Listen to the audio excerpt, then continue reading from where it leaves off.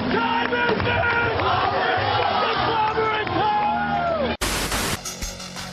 I am EC3. I am E-Man. This guy continues and continues to amaze me. I'm the greatest wrestler in the world. I'm pretty sure Ishii is held together by cement. I wasn't supposed to win championships and get to the top of every company I've ever walked into, but I have. This has to be one of the greatest matches I've ever watched in my life. Because the Bullet Club, we rule the world. We're here at Monday Night Raw with the Social Outcasts, and guys, very first Raw ever on a leap day, but not quite the result I think you're looking for. You're sitting here talking leap day? This is all you gotta talk about is leap day? Yeah. Nobody cares about you or leap day. Nobody. That day should not even exist on the calendar. Just like that match with our brother Adam Rose just got beat up by Ryback. That match should not exist. Just like Ryback, just like you. Calm down. He's right, though. It shouldn't exist. That match shouldn't even happen. You know why? Because Social Outcast does not go out like that. And we don't. We don't. I am so upset right now, Rich. So upset. Ladies and gentlemen, wrestling to the mat.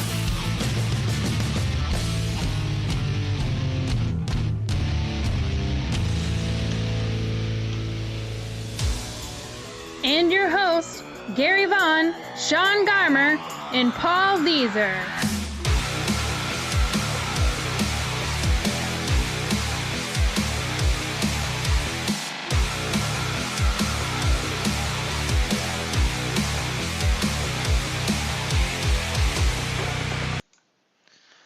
Hello and welcome to Wrestling Max episode 185, and we are the Every Wrestling Fan podcast, and of course we are brought to you by the W2M Network, where you can find all of our other great podcasts, and of course we're in partnership with LastWordOnSports.com and FullMania.com, and Gary, take it away. All right, folks, we are here with another awesome show coming your way. We've got a lot of stuff to talk about today and, quite a bit of TNA news coming your way, too, because they got some investors possibly coming their way, or maybe even, I'd hate to say it, up for sale. We'll get into that conversation when we do some quick hits, plus some other great news that you don't want to miss out on. We got to talk Monday Night Raw, what went down this week. Undertaker was there. We got to get into that 5 minutes of glory. Plus, we're going to talk some NXT and what's going on in that world. We had a big 5 debut. minutes, more like 5 seconds. Yeah, exactly. 5 minutes of events. Anyway, plus, we're also going to jump into some Lucha Underground. We also got, Ring of Honor, TNA, and, of course, crowning a superstar of the week this week. Along with, guys, we have a match of the month for February and a superstar of the month for February. So you don't want to miss that as well. A lot of stuff coming your way. I am very excited about it. But before we get into all that, we just got to stop and take a minute and just say, hey, we are here and ready for all the great stuff coming this week, except for the political things going around this world. We choose to ignore it at this point. This is your free time away from that stuff. So please take a minute, get all the politics in your mind, get rid of them, and put some good stuff in your ears like us right now. We're going to talk plenty of wrestling and maybe some other things mixed in with this podcast. We always do. Guys, what's been going on with y'all this week? I know for me personally, just getting ready for a weekend that I'm going to be kind of alone. My family's going to be gone to a wedding, and I'm going to be working, so I'm stuck at home by myself. Probably just be watching tons of movies. How about yourself, Paul? What's going on with you? And do you have any suggestions for films to watch while I'm by myself? So I watched the Martian Wednesday, which I would totally recommend. It's Castaway in space, but it's totally worth your time. Other than that, I got work all weekend. Looking forward to that UFC show this Saturday. So, lots of violence to look forward to. That's awesome. So yeah, see, and I was gonna, watch a few movies like I said, and that's one movie. You said The Martian. That's a movie I definitely have to check out, and I want to watch it, and I may watch it, but it's also one my wife may want to watch too. So I may hold off on that one, but I'm sure we'll be watching plenty of scary movies and things like that for sure. But yeah, violent weekend. That was always a fun weekend, right, Paul? Sean, I mean, I'm sure, you've got a lot of things going on your side. What's going on with you this weekend? Well, my sister gave us a surprise today that she's in town. Don't know how long, but, she's came from California. It's kind of funny, like the dog just starts barking, and like there's something obviously covering up the peephole, and I'm like, do I go outside? I live in a safe neighborhood, and then I open the door and it's her. I'm like, oh, damn, okay. So, yeah, I'm sure she's hating the fact that I'm talking in a loud voice with her in the next room right now while she's trying to sleep, but, she's probably used to it by now. Yeah. Probably one of the reasons she moved away. Like, oh, God, I don't have to hear that guy. Constantly. But, no. It's too awesome, and I'm sure she's just glad to be with family. I mean, sometimes, no matter what you have to deal with, it's just nice to be around your family. So I'm sure she's happy and she'll get plenty of sleep. But I'm just glad when you opened the door, it wasn't Buff Bagwell. I'm glad it was your sister. God. Yeah. You were safe, Sean. I really need that gigolo in my house. Yeah. But never know what could come your way. I mean, yeah, you never know. I mean, maybe my mom got lonely or something. Who knows? You never know. But, Whoa, that's a different conversation. You brought it up. I did. Knocking the terrible joke down with another one. So see, you're the one bringing the parties when I was going to call Paul and ask him to set up a house party, but it is what it is. So. Well, guys, like I said, this is what we're going on in our weekend. And of course, me and Sean also have something that's going to be jumping into this weekend. We're going to be doing our sports show on Friday night, so that'll be fun. Football to the Max, which is a new show, but not a new show. It's a show we've been running for years. This is a second name change we've had for that show, Sean. It was started out with this podcast. That's right. We had Wrestling to the Max, and immediately after it, we would have Outside the Ropes, which was mine and Sean's time to talk everything, sports, media, movies, we reviewed like 3 Green Day albums. Yeah, we did. We did music. Yes, you're right. So we did everything under the sun on Outside the Ropes, then it changed to football. Great podcast. And then, of course, now with Randy Isabel, we're just strictly football now. And so football to the max, and, it's pretty cool. So, and if you like video games and want to go donate to a great charity like Extra Life, you can go watch Randy and his friend Wes play video games right now on their Twitch TV if you're listening live. If you're listening on demand later, that's done. So don't go watch it then. But if you're listening live, you can go on another screen and watch them play some game. Probably, I think they're playing Rock Band right now or something. They were playing Techno Super Bowl earlier. And you can decide if you want to donate to Extra Life, which is a great charity to help out children's hospitals. So. Definitely. So we definitely encourage that.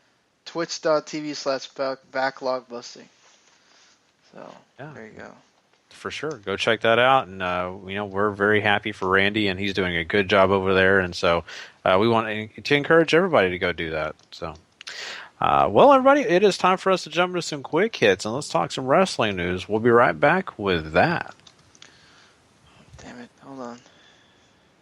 I was still putting in hashtags for one of the things. Hashtag not ready. Perfect. It's time for wrestling news. Quick hits.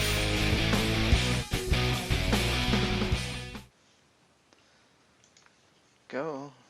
All right, guys. Sorry, I cannot barely hear your audio, Sean. It is terribly low tonight. Well, we have some TNA news that... Wait, me? Or are you talking about the audio of the... Oh, no, clips. Usually, and this is kind of behind the scenes for anybody listening right now. Me and Paul don't get a chance to hear the audio that you're lucky enough to hear out there. Really, when we hear these music or anything played, sometimes it's either really low or really high on Sean's end. We hear it through Sean's headphones. And if Sean's headphones are a little lower, we don't hear it as well. We don't get the luxury of actually hearing it through the main portal. So that's why I just could barely hear it. Usually I go by Sean's clicks, and I heard one click, not two. Well, I told you I wasn't putting you guys on mute anymore. That's because right. Because the studio does not make it like the browser where the song would be sounding inflated. Yes. So, yeah. Yes. So, hey, lesson learned by me. So, but we got a lot of TNA news to talk about tonight, and I kind of think it would be appropriate to talk about some of these news topics out of TNA because there's been speculation for a long time now where they're headed, how is the company going, but we're getting more information as the days come, and we all know, and I think we spoke of this last week, the viewership for TNA is really struggling. They were about 200,000 this past week, under the 300,000 that they were really. They did go back up for this week. This week. Yeah, like, so I think it's like 240, somewhere between 245 and like 260. I want to say. Yeah, but still below that 300,000 mark. I mean, that's still. It's great. I'm glad that they went up, but that's still not breaking the 300,000 mark. And so that is very disappointing for them. We all know that, it's been a struggle.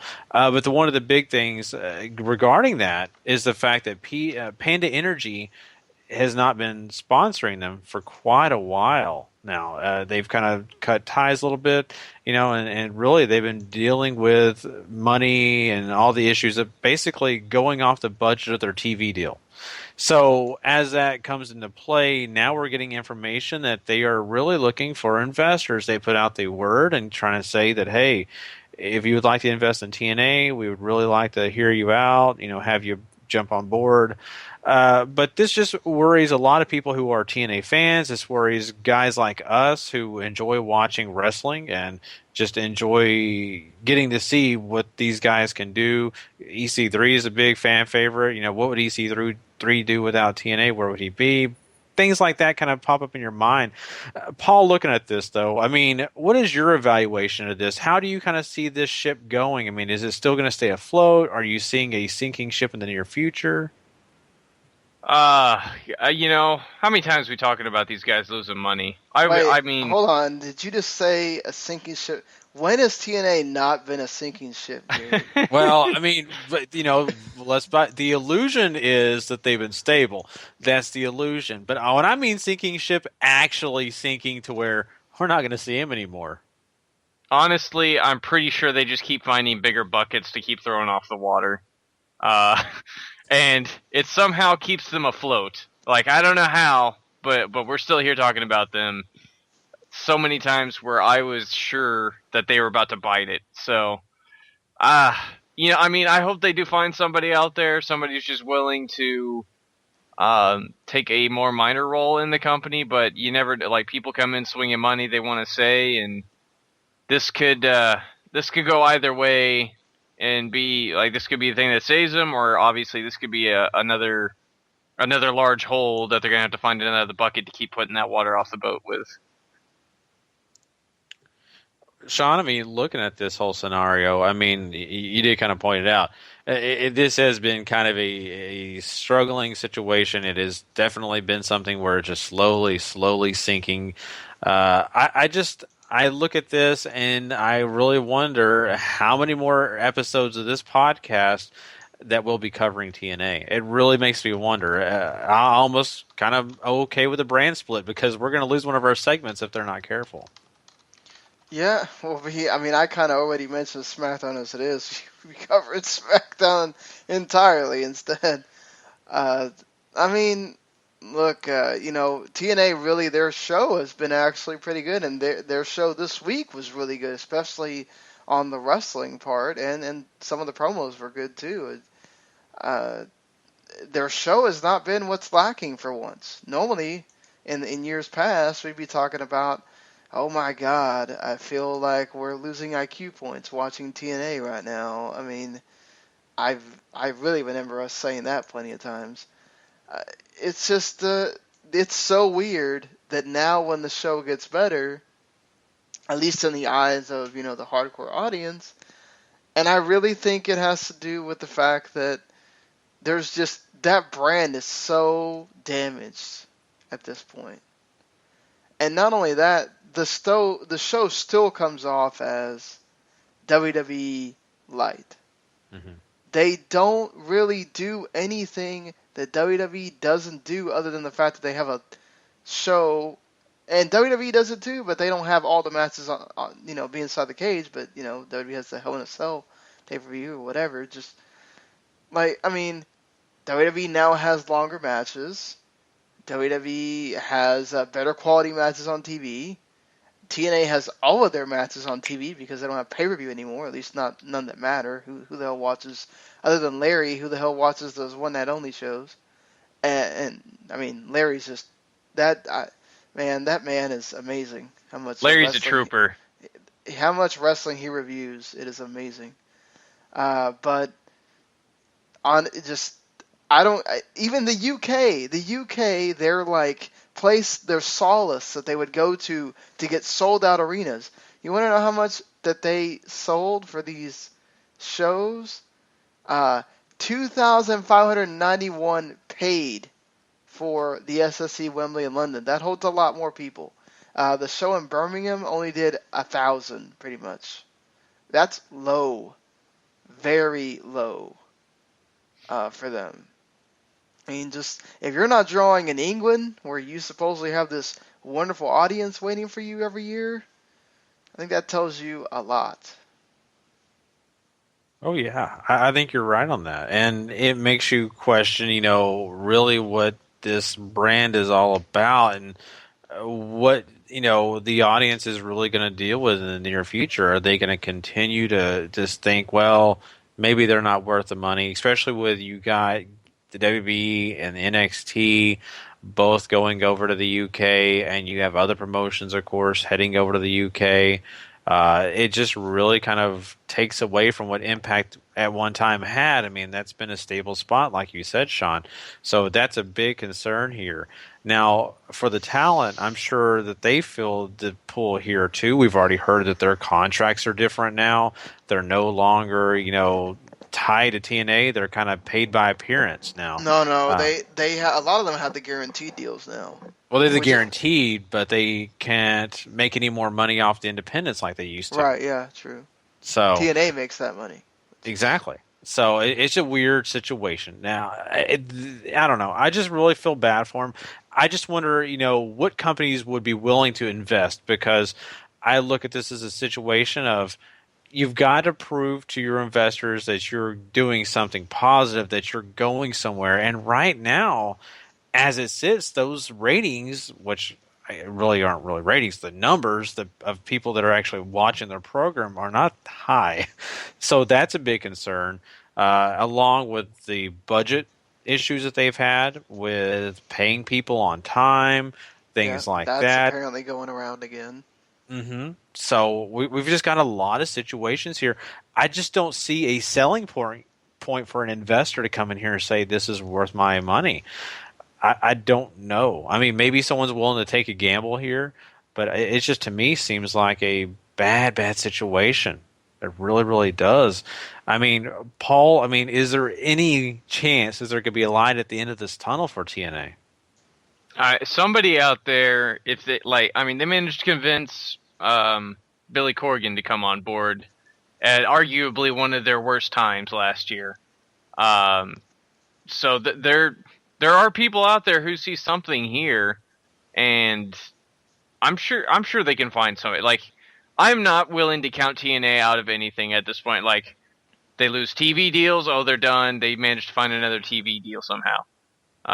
They're having trouble paying people. Oh my gosh, they're finding a way to pay these people again. Like, they keep finding a way to dig their way out of this hole. And granted, it's not all the way out. It's only a few feet up. But, they continually stick around. So there's somebody out there who will throw money at this place, I'm sure. Yeah.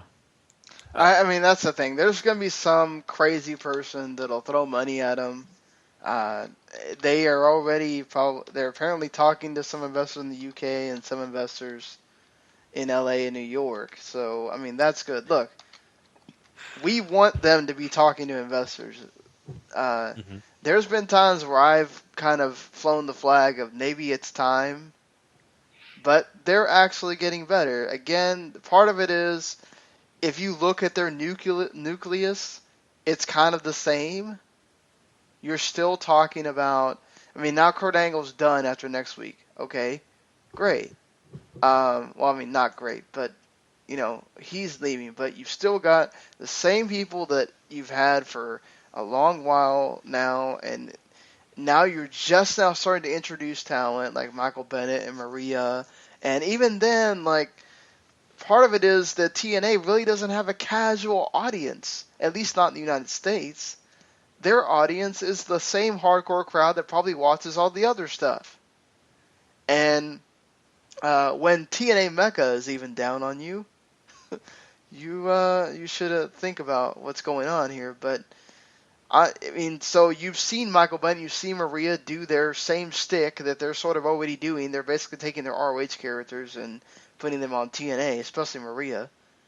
And now, you know, you've got, not that it's a bad thing. I mean, because you can say the same thing for all the NXT, a lot of the NXT guys that come up, they're doing their characters on the main roster. But I don't know. I just feel like there's still a lot of that damage from TNA before. There's still a lot of people that are just kind of like, God, I'm sorry, I ask myself every week, and I'm going to keep asking, why the hell is Eric Young still here? I mean, just, there's still people that you watch and go, man, that person's still on TNA? Why? I mean, what are they adding to the product? I mean, yeah, and I agree. There are those people. I at times, to be honest with you, as much as I think a lot of the guy, Abyss is another guy that just to me is kind of just floundering there. But you got other guys that I'm, happy to always see. Bobby Roode being one of them. EC3. Just some other, and of course Galloway. I'm thrilled for that guy. I'm thrilled that he's a part of TNA and that he's getting a chance to really be a main event player in a company. I don't care what company. As long as Galloway's doing something, I'm very happy about it. So, I mean, there's some of those things that are really positive and they really mean something to this company. In my personal opinion, I think that Dixie Carter has to make the decision to finally do something that they needed to do for a long time, and that is contact ABC, get on Shark Tank, and convince Mark Cuban that TNA Impact needs to be on Access TV right after New Japan. Get that going, and of course, maybe make some headway on that direction. You talked about crazy, not be called TNA. Be called WD Wrestling because it's Walking Dead Wrestling. Oh boy, they're the Walking Dead. I mean, hey, they have the Decay there. They could be the front. They could be the, on all the posters.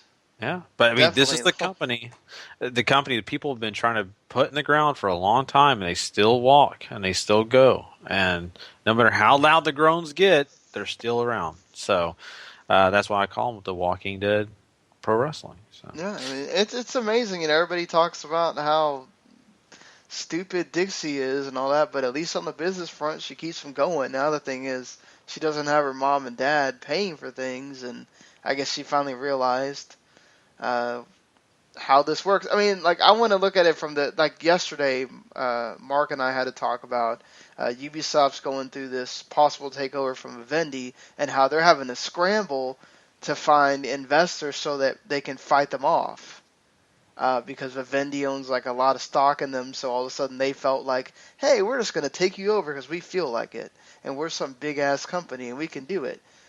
But Ubisoft is a very healthy company. They have franchises that people love, and they have no problem finding investors, and I'm sure we'll hear any moment now that somebody has given them enough money to fight off the takeover. But TNA, I feel, and I think all of us have to agree that even with those investors, you're still looking and going, okay, is this going to be it? Is this finally when they're going to turn the corner?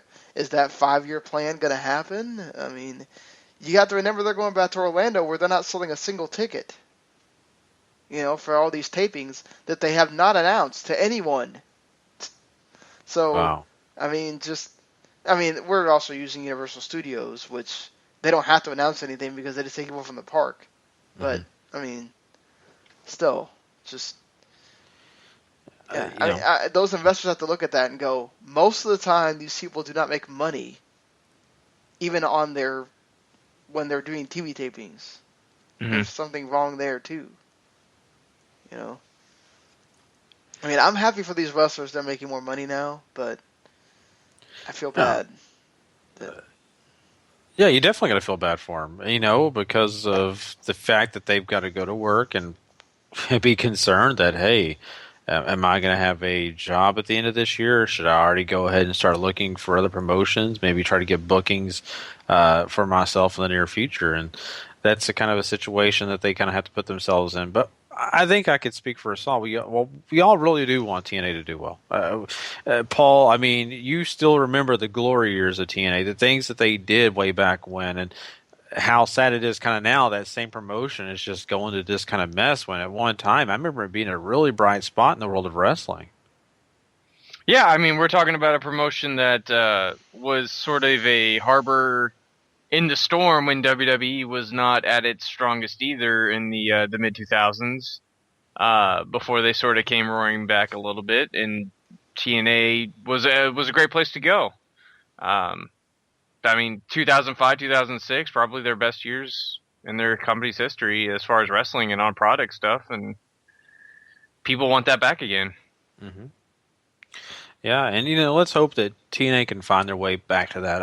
Once again, none of us want to put down TNA because the product has actually been good as of late. I've actually enjoyed some of these stories. To me, they already have a faction within their product that's better than one of WWE's, and I'm a huge fan of the family. I love Bray Wyatt, but to me, Decay is just right now they're above them. They mean more. They are entertaining. I'm loving Decay. And so that's some progress, if you ask me. You're already doing better than WWE in one point. Continue doing that. Work hard at it. So, but TNA has also had some other things going on the outside. One of those is the fact that they just got their case dropped, their lawsuit dropped. That was basically going against Scott Steiner. They had it against him for a lot of the comments he had made, and basically the court said, this is not enough. We're not allowing this. It's just going to be dismissed. So the judge threw it out. I hope that distraction is out of the way. Have you guys followed that story at all? I remember faintly what it was about, but not enough. That was so long ago. This lawsuit is so old. It doesn't scratch. See the memory for me. This was when Scott Steiner was having those tweets against TNA. Remember all those tweets where he would just massacre them daily on Twitter? And then it had to do something with money or something like that. Mm-hmm. That just sounds like Scott Steiner being Scott Steiner. Honestly, I get your point there. Yeah. He's right. He's not wrong. But no. It is what it is. I just thought that was kind of interesting that happened this week with TNA as well. But let's kind of get into some other things. We talked about the fact that, Kurt Angle's last match is this coming week, and that's great. Bobby Lashley versus Kurt Angle would be a lot of fun. But when Kurt Angle's done here, he said he's taking a year off from wrestling. Is it true? Is it not? That's up to Kurt Angle.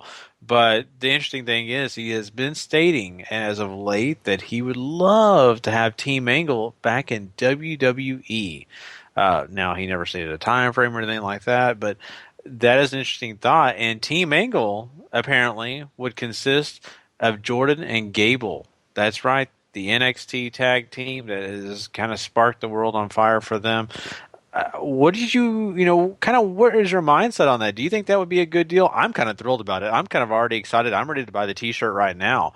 That's just me personally. What do you think about this, Paul? I think it's a great idea, and even if he does take the year off, I don't think Gable and Jordan getting called up anytime soon. So he's got time, and you bring him in as a manager and see what happens. I mean, the only problem that you know is going to happen is people are going to want him to wrestle. And when, like, that's the thing of, you know, having Bryan be an on-air character where he's a face GM, I think is a little bit different than, okay, you have Kurt Angle be a manager, and where he's involved, where he's around the ring constantly, you know, and they're going to be talking about his past glories and all that kind of stuff, and people are going to be saying, but when's he wrestling? You know, and then even if you have him come out and say, okay, I'm retired, I'm not wrestling anymore, I think that that's going to be a thing, you know, and I wonder if it may be to a detriment to Jordan and Gable, that it could be something where people look at it and go, oh, but all I care about is that to watch Kurt Angle get back in the ring again. I don't really care about these, and then they really do become Team Angle, where they become secondary. But the thing is, I think differently from Team Angle 1 or Legacy, which, I mean, I don't think that Cody Rhodes necessarily benefited so much from Legacy, where he kind of branched off on his own and benefited from that. But especially with Team Angle 1, Shelton Benjamin and Charlie Haas were kind of charisma voids, whereas Chad Gable, there's no way you can suppress what that guy has. Like, you just get, and the thing is, he shows it while he's wrestling. It's not even like, it's not necessarily just from the promos, which are great.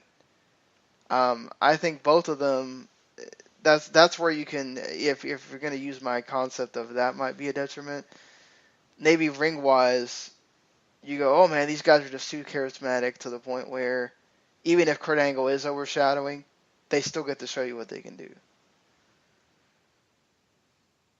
Yeah, I mean, I think so. You know, and I think, you know, when it comes to it, really, Kurt Angle himself, I think, really wants to be back in the ring, but not at a full-time basis. And you said it last week, Sean. Will he even get cleared? That's interesting. I don't know. I mean, him doing the Undertaker thing at this point, what would be the problem with that? Mm-hmm.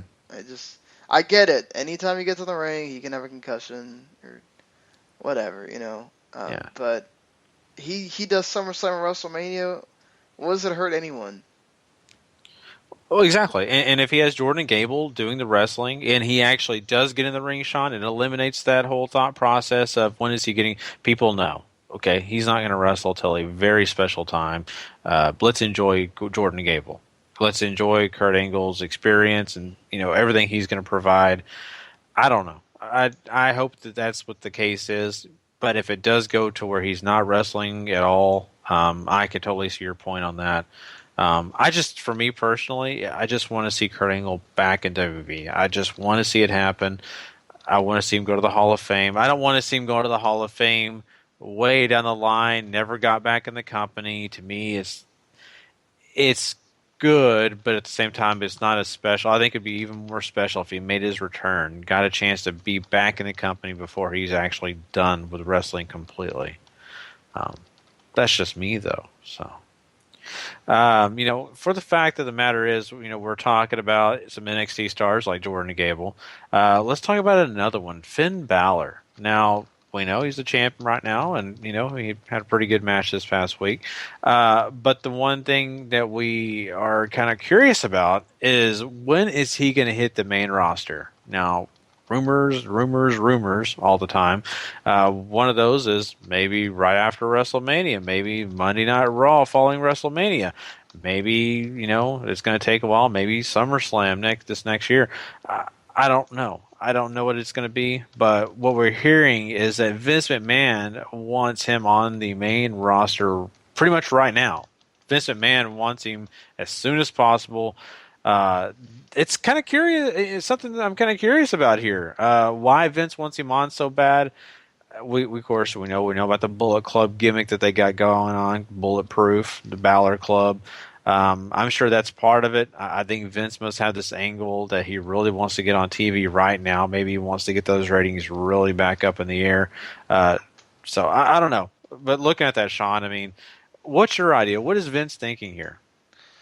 Well, I mean, you know, it's not like it hasn't been talked about, and we talked about it, and other people have talked about it, about the whole, do you have Bullet Club, Anderson and Gallows show up at WrestleMania to help, along with Balor, to help Shane or to help Vince, or do you have them show up the day after WrestleMania?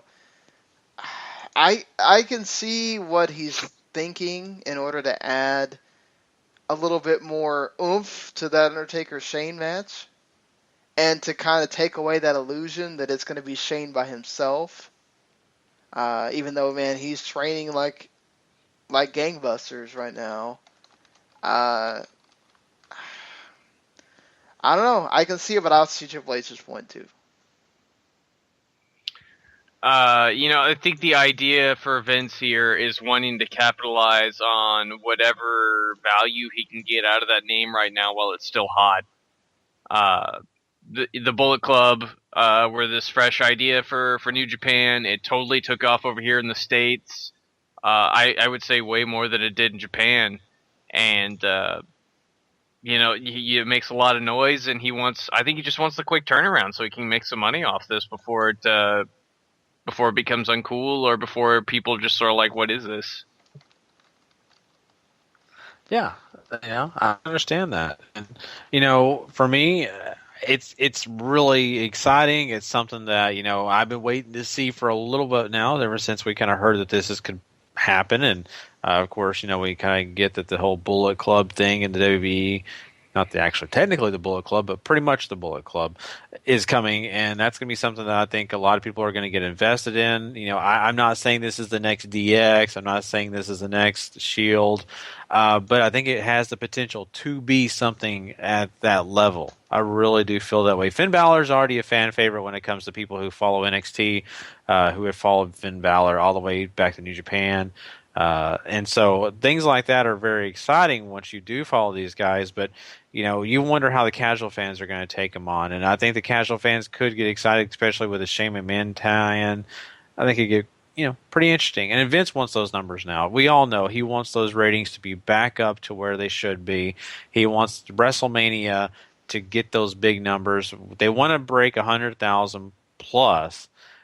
That's only going to happen is if they can go into WrestleMania hot and not just go into it kind of lumbering in, because really, let's be honest, I mean, they're still kind of looking at those numbers, and from the last time I heard, 70,000 was where about they were.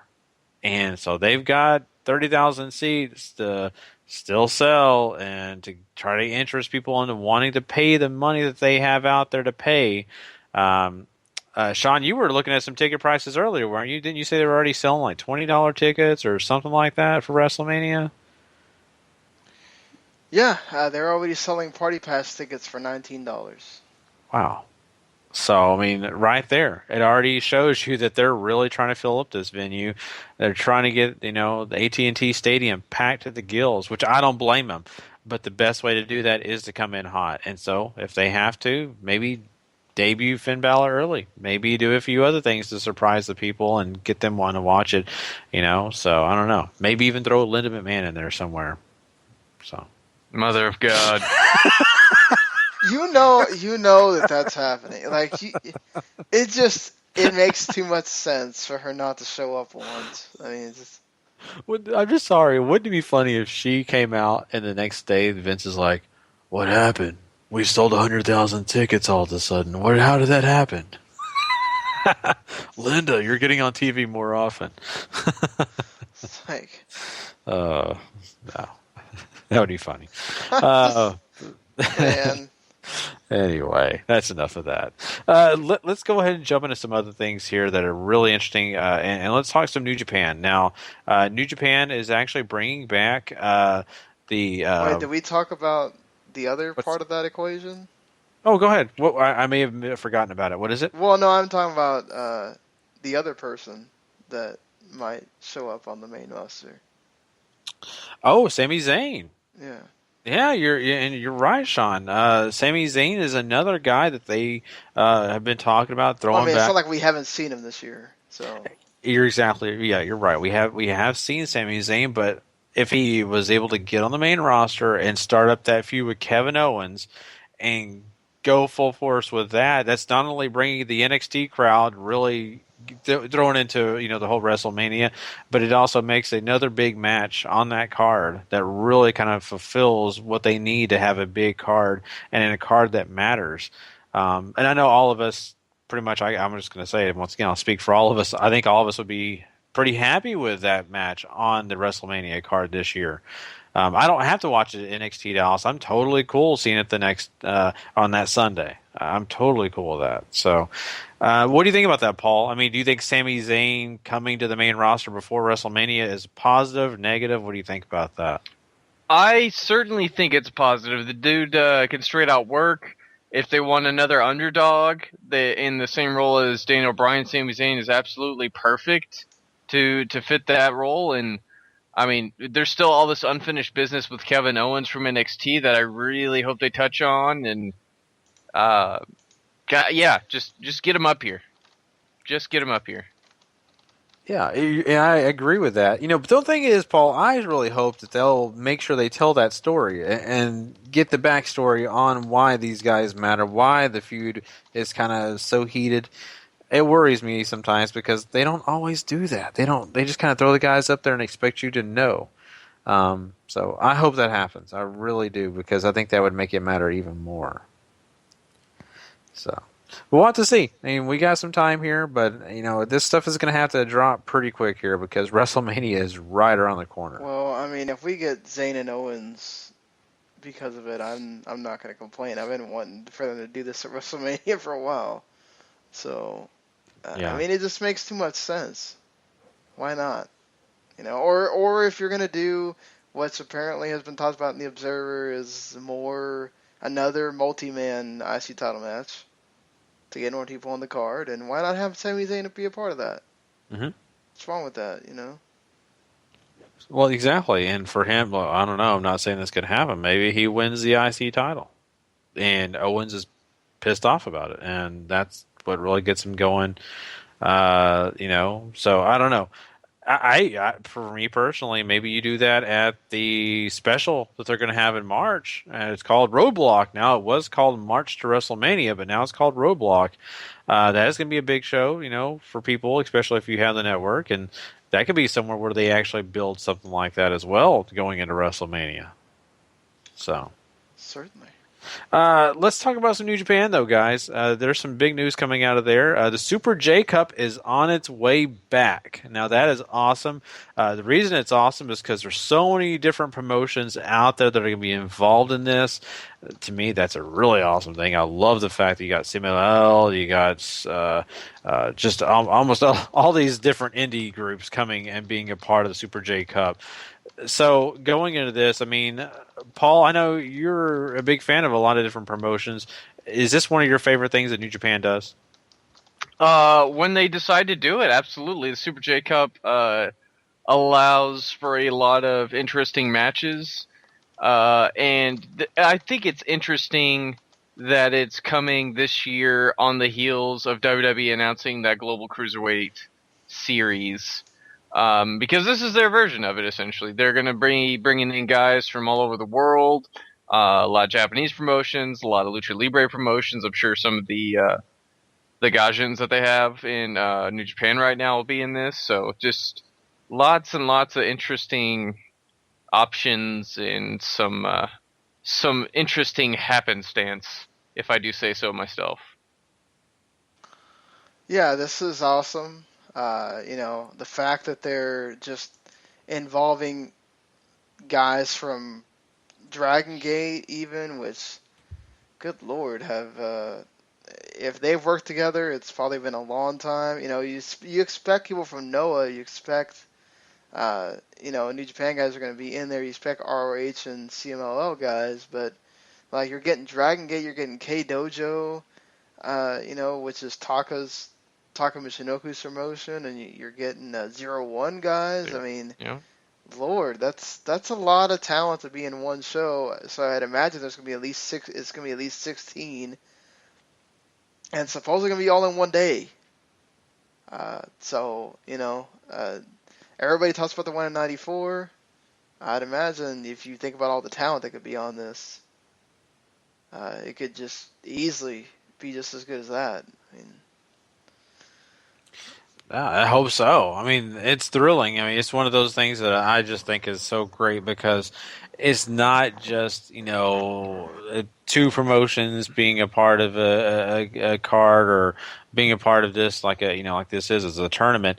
I love the fact that you're getting so many talents around the world all in one place, all having an opportunity to showcase their talents, and it's just kind of a breath of fresh air because it's not the same guys facing off against each other. There's so many different mixed matches you can have within this one tournament. So I think it's awesome. And I do wish it was spread out a couple more days, so they can get some rest and be able to have great matches every time. But you never know with some of the pairings that you're going to get. So it's interesting. I would imagine Ricochet will get to be on this one since he can't be on the WWE one. I mean, the J Cup you were talking about, 94, was all on one day. Oh, it was? Wow. Yeah. But how many people was that? Because let's see, 2, 4, 6, 8, 10, 12, 13, 14. Oh, one less than they would have. I mean, it's not...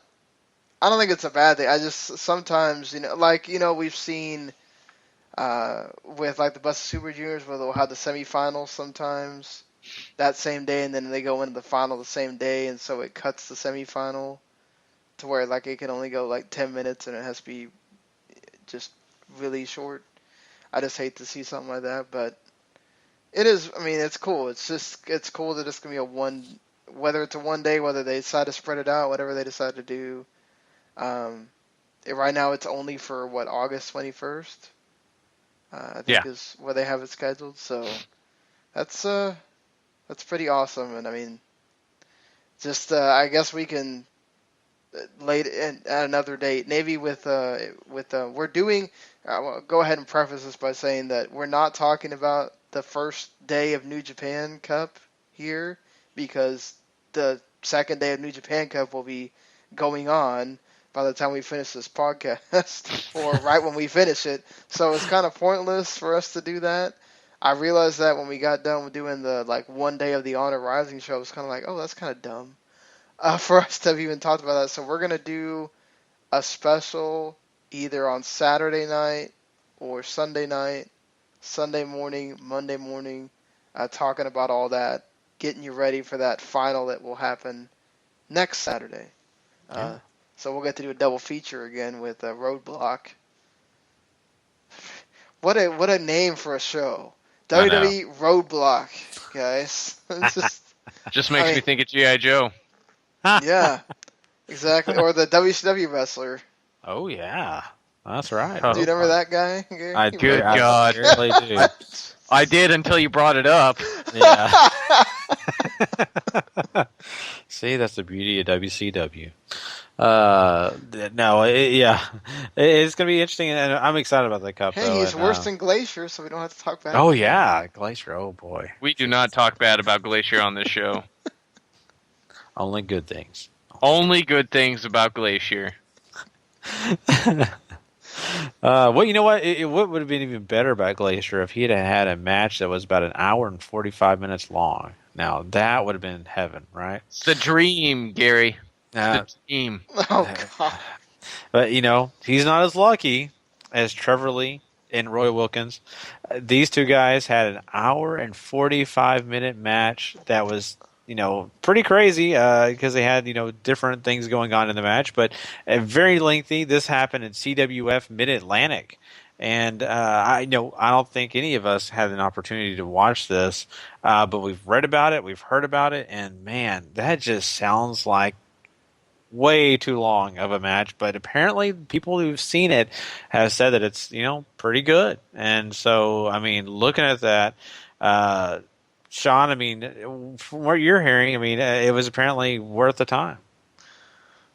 From some very big time, I mean, everybody from Bruce Mitchell from The Torch, who was there live, to some various other people on wrestling Twitter that have watched it, said that they were glad that they spent their almost 2 hours of that night watching it. So it seems to be good. Maybe I can give you it is on YouTube. You can go find it under the CWF Mid-Atlantic. You can go find it on YouTube. So I feel like I need to go watch it now. Normally with long matches, I don't think anybody's sitting there going, man, I really want to have this time sink of an hour or hour 45 or hour 30 or even 30 minutes, even when you know it's going to go 30 minutes or 45 minutes or whatever.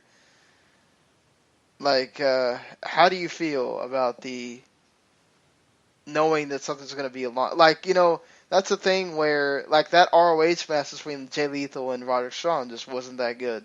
Especially after you knew that they were going to start going for that, we're going an hour thing. But, sometimes it works. Like, I know a lot of people hate the Shawn Michaels Bret Hart match. I really like that match. I know 30 minutes of it was, stalling, changing holds, whatever. But I don't think it's as great as I used to think it is. But, it is what it is. How do you feel like it has to have like stuff like the Judgment Day one, where it has a lot of shenanigans or whatever to keep you interested, or do you think you can really stay in it for a whole hour if it's wrestling? I think the shenanigans certainly help. If anything, for the guys who have to wrestle for the hour and a half, or the hour and 45 in this case. I mean, really, this isn't the first time I've heard about indie promotions doing it. Like, back in the early 2000s, CM Punk and Chris Hero used to have 90-minute matches. I don't want to say on the regular, but they had a series in IWA Mid-South that certainly went 90 minutes. Daniel Bryan used to make it a thing of wanting to go an hour all the time. Didn't he want to do a 2-hour match or something? If anybody wanted to, it would probably be him. It's not unheard of. It's interesting. Like, I always find how you stretch the formula out that long to be interesting. So, I mean, I'll probably end up watching it at some point, but, good on them, especially for the promotion to put it on. I mean, Trevor Lee and his exceptional talent, if they think they have the guys to do it, then more power to you, Mm-hmm. Yeah, I want to see it as well, just to kind of get an idea of, how that lengthy of a match is good. Because I can just see myself starting to wonder. But, I mean, is it... I guess we can always put it on our page, right? I mean, it's not against anything, I don't think, to put a YouTube link. How do you feel about that, Gary? Like, knowing that you're going to be sitting there for an hour 45, like, you getting your coffee and... Oh, exactly. Make sure you don't fall asleep. Yeah, because I know if it's, starts to stall out for, I don't know, 5 minutes, it's not that great. I'll start my mind will for sure be wondering and thinking about other things other than that. So, I mean, that's the one thing that it really makes me curious about it, because, if other people are saying it's so good, I mean, it's got to be pretty intense at times to keep you motivated to watch, I would think. So, I really want to see it, though. I kind of want to judge it and see if I can handle it. Well, there's some other things we want to do. We're going to do some rapid hits here, but before we do some rapid hits, I want to jump into this, and this is something that probably could have headlined our conversation, but this is something I think going to help us kind of conclude the big topics here. The fabulous Freebirds are going into the WWE Hall of Fame, and I think this is pretty much a given. I think a lot of people thought Dallas, Texas, who can they induct? Oh, let's think. The Freebirds. Well, here they are, and they're getting in. It's a long time coming. I think this is great. But Paul, I mean, what's your thought process on this? I'm with you, Gary. About time. It is totally about time. That's really cool that they're even inducting Jimmy Garvin. So hey, he's part of the team. So I mean, you got to put him in. I've always thought that was weird. The music, industry, the Rock and Roll Hall of Fame, they don't do that. You could have a bunch of different band members, but they only induct the ones they want to induct. Kind of like Kiss. Kiss only inducted the main guys, the guys from the beginning. So, I'm glad that. What's funny is there's a lot of people that do not. A lot of people. I was talking to, not just them, but I was talking to Harry and Patrick. and they were saying, "Oh, screw that! I hate the fact that Jimmy Garvin's in there. He doesn't deserve to be in there." And there's others that are like, "Wow, that's awesome that they're including them in there." So, I think actually the match that we're talking about will be on episode 43 of CWF Mid-Atlantic, so it'll be up there pretty soon. It's not up there right now. I think there's other ways to watch it that I don't know about. Yeah. If you wanted to watch it now, but yeah. So getting back to the point, those guys have a ton of history together. It's awesome, and it's awesome. Kevin Von Erich's going to induct them too. Yeah. Thank God there's a Von Erich alive still to be able to. Oh man, I'm glad too. I'm glad that he's still around. And to me, it would be awesome if they could do a WWE highlight video of maybe Kevin Von Erich and those guys going out and standing in the field or wherever the old building used to be for world class. I think they've been awesome because just to have those guys in that same area would be kind of cool. But that's a big deal. I think the Freebirds are obviously deserving of this, and we'll have to see how that speech goes down. I'm really kind of curious. Michael P.S. Hayes, I'm sure, will take over for most of that. It'll be a contest between him and the Godfather as to who wears the best outfit. Yeah, true. I can't wait to see those. It's going to be pretty cool. It's time for us to do a few rapid hits here, guys. So let's go ahead and jump into those. I'll say a few topics here, and you guys just kind of throw out your 1 or 2 sentence thoughts on each of these. Lucha Underground is going to be available on iTunes for everybody to view, so it won't be so hard to find.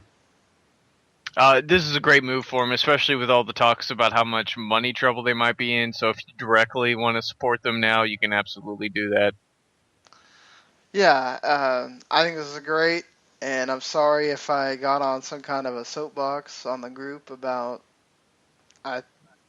getting mad that people were posting other links that were not helping Lucha Underground. I normally don't get mad about those things. It was just kind of like I had made a post about the iTunes thing, and then people start posting free links to the shows. I'm just like, defeating the purpose. If it was outside of that post, I wouldn't have cared, I guess. I don't know. It was weird. But, yeah.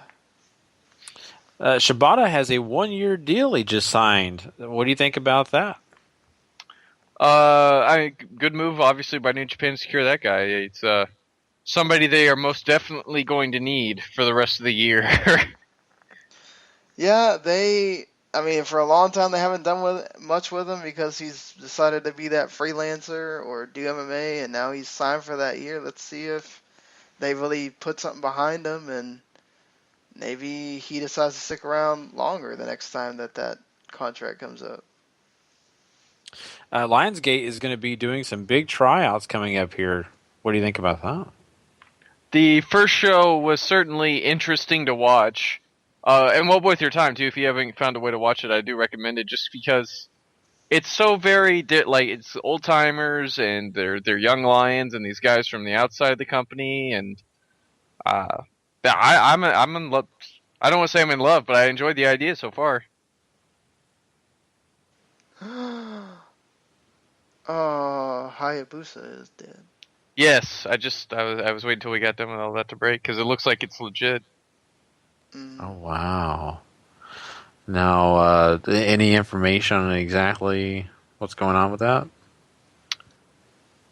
So he was apparently found dead yesterday, according to Tokyo Sports, who's one of the major newsbreakers for wrestling and sports in general over there in Japan. And apparently the cause of death is and I'm probably going to butcher the medical term here, but it's subarachnoid hemorrhage. Which blood essentially found its way into his central nervous system, and he died. It's terrible. 47. It's too young, man. Too young. Yeah. Wow. It's amazing. Just a freaking legend, and he had his time everywhere. There's a picture of him and Shane, a young Shane and Vince going around too. That's kind of cool to see. But for people who never really saw maybe outside of his time that he was in WWE or whatever, what are some of his highlights, Paul? Hayabusa is primarily associated with FMW. FMW, Frontier Martial Arts Wrestling, was sort of a precursor to what ECW became here in the States. It was one of those promotions that sort of set the tone for deathmatch wrestling in Japan. Hayabusa and a couple other guys on there, like a Mr. Pogo or the other name I'm trying to think of is escaping me at this moment because I'm tired. But guys like that sort of set the standard. And Hayabusa was the I don't want to say the Rob Van Dam, but certainly the junior heavyweight that you wanted to watch, and certainly did a lot of deathmatch stuff too. Like he's been in exploding cage matches and stuff like that, whose career was tragically cut short with a neck injury that paralyzed him. But the dude was an insanely good wrestler. Wrestled Liger, wrestled over here in the States for I think ECW once. The dude is amazing. You should absolutely go watch some of his stuff. Yeah, he wrestled at Heatwave 98. Yeah, that's it. Yeah. Against RVD and Sabu. Wow. I wonder if that should be on the network, so you should be able to check that out, I guess, if you. Yeah. He was in that Super J Cup tournament too. So. He's also one of the larger forces behind the resurgence of FMW coming back as a company. So I wonder with him dying how much that's going to affect them. Wow. Very much so. And our prayers and wishes are with his family for sure. That is not news we wanted to hear or break on this podcast, really, let's be honest. But, let's try to finish this out on a lighter note. There's a few more topics I just want to throw out there for us to kind of just quickly give our thoughts on. One of those is the fact that, we got Mr. Rhino actually running for state representative in Michigan. Now, that is something I never would have ever expected to say. Now, Glenn Jacobs, a.k.a. Kane, I could see. Rhino, wow. I mean, truly, are you going to want to win the election? Because he's just going to gore you. Nobody wants that. Lord. What do you think? I don't think I can. You can't top beat that. Seriously, it's just.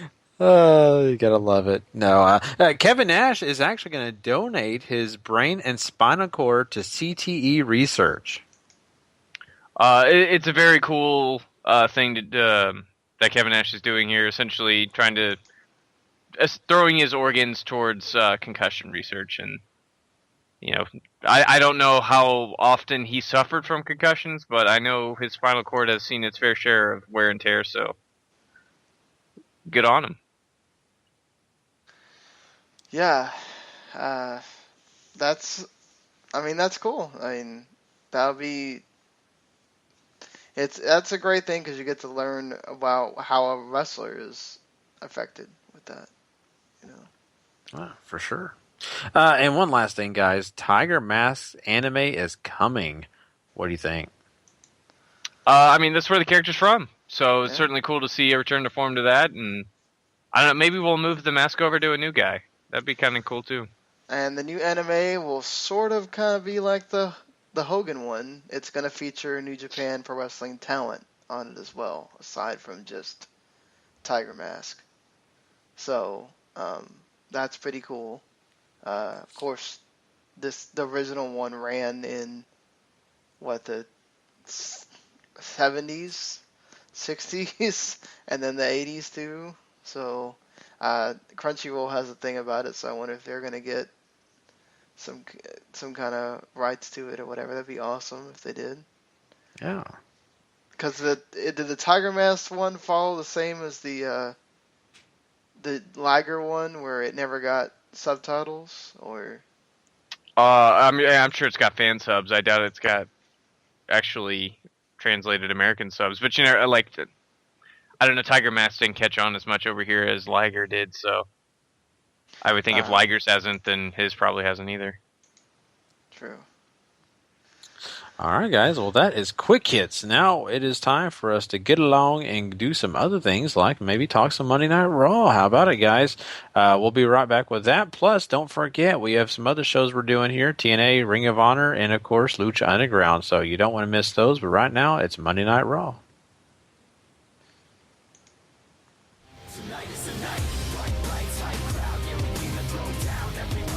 WWE Monday Night Raw.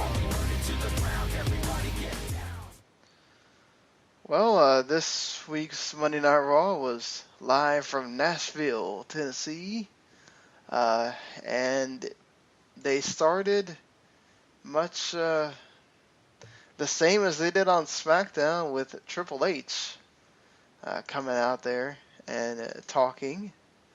Hey, at least it wasn't Vince, I guess. Yeah, and then Dean Ambrose comes out, and they have a thing where Ambrose kind of plays off. I thought Ambrose was good in this thing. He played off Triple H. Triple H at times kind of felt like he was like, okay, get on with this, too. And then Ambrose kind of gets going with sort of wanting Ambrose and Triple H to be happening. And then this kind of story throughout the night is, what will Triple H say?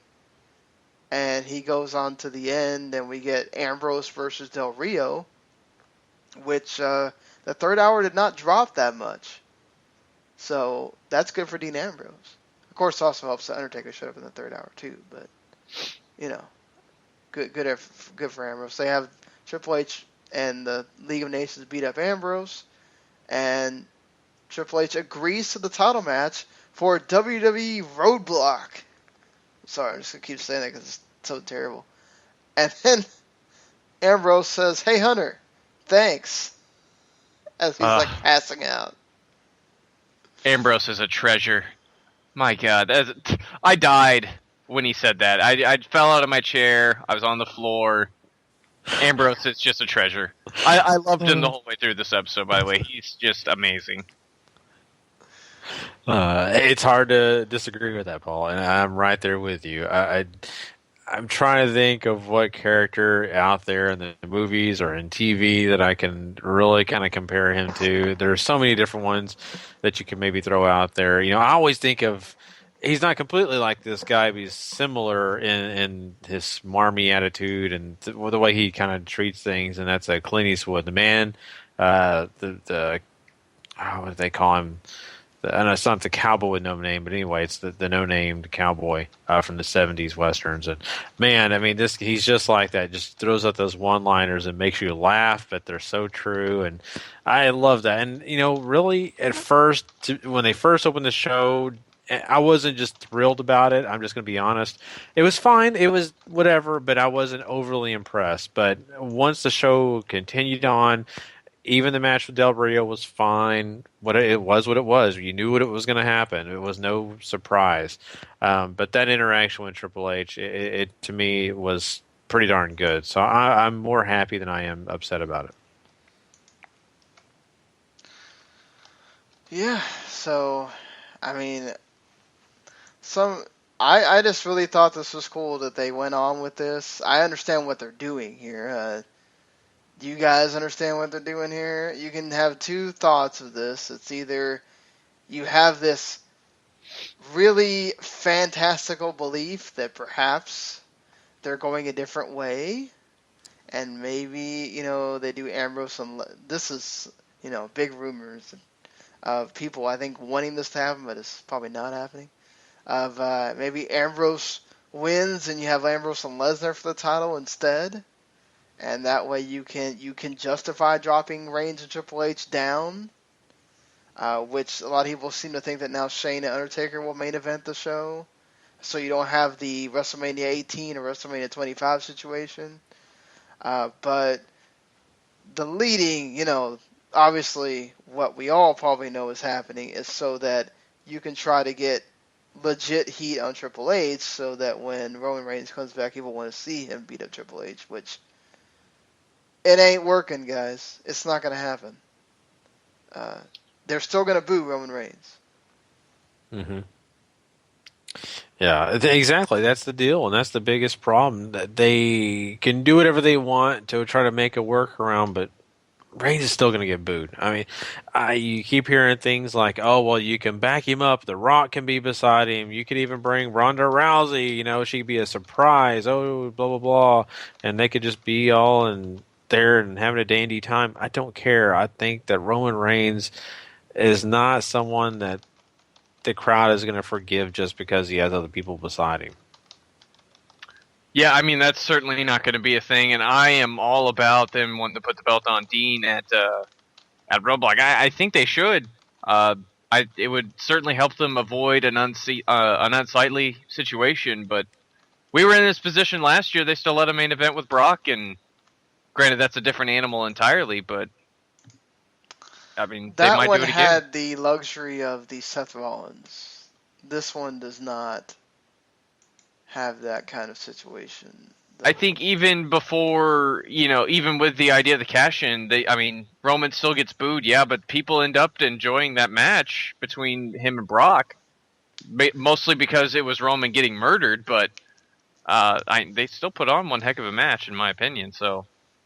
Yeah, but I think, people like Brock anyway. Like, I think, Triple H, you've seen him go against guys that, in this same situation, like Cena was getting booed, and, and people didn't really care that much for Randy Orton either, when that situation was happening, whereas people will cheer. They gave them somebody to cheer in Brock Lesnar, and whereas Triple H is kind of like this guy they're cheering because they don't want to cheer Roman Reigns, and when it comes down to it at WrestleMania, I don't know if the match is going to be as great as the Brock Lesnar one. And I don't know. I just think it runs that risk of going through that again, where even though the match wasn't bad, especially the WrestleMania 22 one, it's just, they didn't have a dog in the fight. Oh, that's true. Like I said, I'm totally okay with them moving the belt on Dean. I'm just saying there's precedent for them keeping that main event the way it is right now. Yeah, I mean, the other way to look at it is people do have a reason to, cheer Triple H from the NXT aspect of the fact that, he's the leader of NXT, so whatever. Yeah.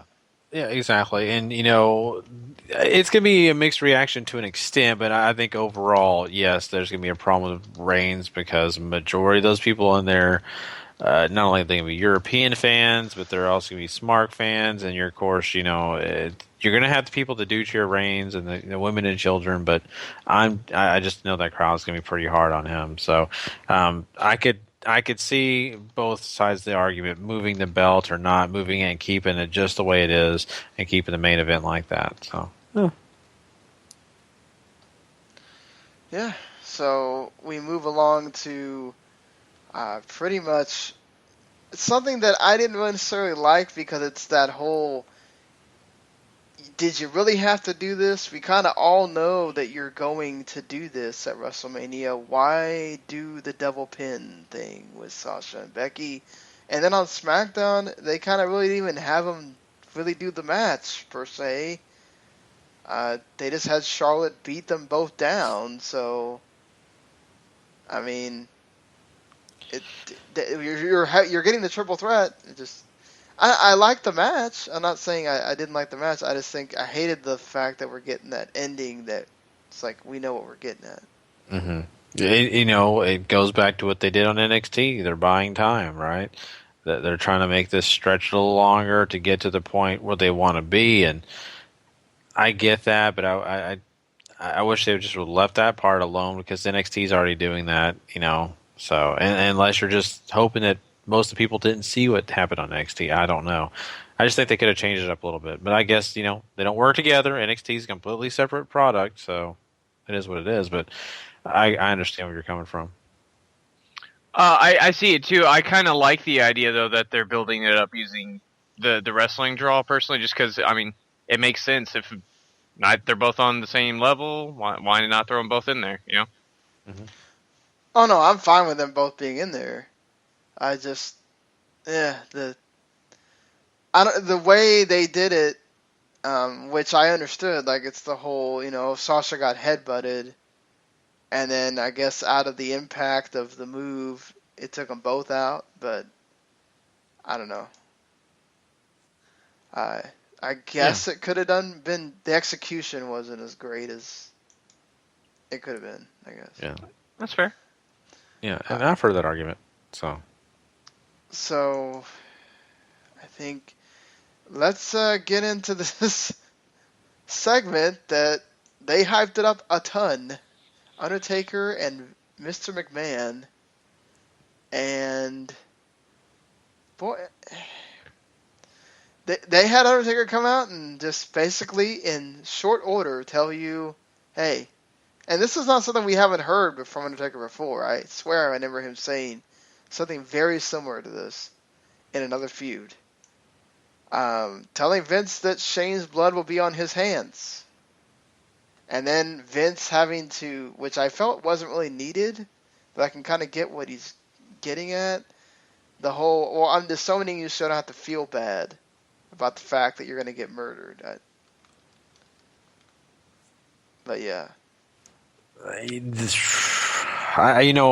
like the fact that Undertaker was so short. I know, I get it. He doesn't have to be long-winded. I know, but if Undertaker gets long-winded. Yeah, it gets bad. Yeah, I don't know.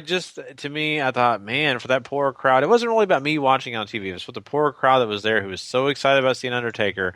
They saw him for about 5 seconds in the ring, and then he's gone again. I was like, oh, what a bummer for them.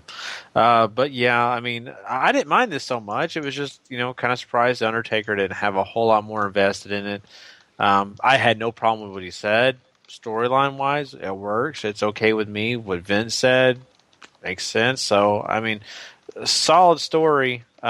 Just was kind of curious about the length of Taker's time. I tend to agree with Larry on this. Larry was upset that they didn't really have Taker explain how he's okay with this or anything like that. It's just, hey man, your son's blood's going to be on your hands, and ta-da. And I think I would have liked more out of Undertaker as far as explaining why he's willing to do this, or maybe why he isn't willing to do this, but that's not what we got here. My biggest thing with that is, and I agree in a way, because I wanted to know more. I expected more of a back and forth, a conversation here. It really was not. It was just Taker stating what he stated. And so that makes me wonder, are they pushing it off and waiting till Shane responds the next week to what Taker said, and then the dialogue gets longer? Or are we expecting for basically everybody to understand that Undertaker is just doing a job? He's in there to win at WrestleMania. That's all he cares about. He doesn't care who he faces. He's just giving Vince the heads up that, hey, you know what happens in the ring when the cage is around me. So I agree, though. I kind of wanted more information, but it makes me wonder if we're going to get that later. Yeah, we might. I felt more like he was just saying, look, I'm fighting because I want to do it, or you're telling me to, but I'm not doing it because I want to. Just letting you know, I'm doing it because you're making me, but it's on you, man. It's on you if he dies or whatever. This is where I feel like you leave the door open for a Linda McMahon to come in if she wants to and say, look, my son is not wrestling the freaking Undertaker. And you can legitimately change the match to a John Cena or Finn Balor or whatever the hell you want it to be. I think it has to come from someone else.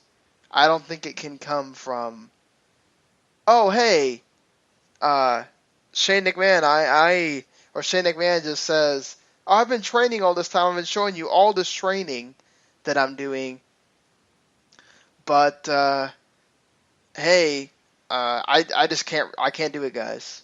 Somebody else got to take my spot. Like, it has to be somebody else that does it if he doesn't wrestle. Right? I would think so. I mean, he might need all this training just to do a spot for all we know, too. Like, I don't know how bad he's in shape he is or what shape his body's in or anything like that. I mean, he certainly hasn't been the kindest person to it, so... Yeah. I just heard they did an ESPN interview with Shane, and I heard that, and after listening to that, it makes me more potentially positive about him actually getting in this match and actually getting beaten down pretty good. I'm sure he's going to get his, but I just think that that's what it leads me to, because he sent his sons have never really seen him in action. They were so young, to really they have to watch videos to really understand what so this is a chance for them to see him live. It'd be hard pressed for me to believe that they're going to come sit in a seat at WrestleMania and then him point to somebody else to get in the ring. I think he's going to be involved at some point, if not a majority. Even if other people are involved, he's going to have his day in the ring. Yeah, it could always end up being a handicap match too. True. Yeah, it could be. I hope not, but Look who we're talking about. Okay, I know who we're talking about. Oh boy, yeah. You never know. You never know. That's what's kind of fun about this whole thing. We don't know, and I like that. I like the fact this isn't too predictable. Well, seemingly, it seems like we don't know what's going on with Ryback right now. He's just kind of in a mood. And he just whooped some Adam Rose ass. And, yeah. I've heard rumblings once again of the Goldberg with being talked to. Doesn't mean it's going to happen about Goldberg and Ryback, but I fairly remember the last time he was approached with Goldberg versus Ryback, he said no. But, money talks, I guess, if they really want to throw it at him. Nothing's really changed up to that point as far as where Ryback is in the company. I don't so with the roster in the state it's in, I don't know if we're getting an Andre the Giant Battle Royal, but I would say he might be a contender to win that, or if they're going to go with the Multi-Man IC title match. He could be in that because he does have a history there with Kevin, so we'll see. Yes. I would much rather that. Just look, I know you're a Goldberg guy, Gary, but I just, Hey, I was a Goldberg guy in I just can't look. I don't see how this helps Ryback at all if Goldberg goes in and beats him. Mm-hmm. No, I agree. I totally agree, and I really am not thrilled about the idea of Goldberg showing up at all. I'm okay with him, but like you said, it doesn't help Ryback, and not that I'm on the Ryback train. I'm really not at this moment. I have no excitement in my heart or being for him to win the IC title for sure. I don't really care to see that. I'd rather him win that Andre the Giant Memorial. I'd rather see that happen. So, but we'll have to see really what his place is. But it makes you wonder. They better put him in some better matches though. I get this. This is the beginning of the train. You got to start slow. Let's beat down the jobbers, move on. But at the same point, for me to get really excited about this guy, you better start putting him in some matches of people that actually halfway have a chance. Yeah, that's true. I think they will eventually. I think the whole point is they want to get over this thing about, him being angry, something's going on with him, all that. So I get it right now. Just like you said, it's got to get moving on unless they're going to put him in that IC title match, which I'm all for having storylines for these things, but if you're not going to feature him, will it really matter in the end, So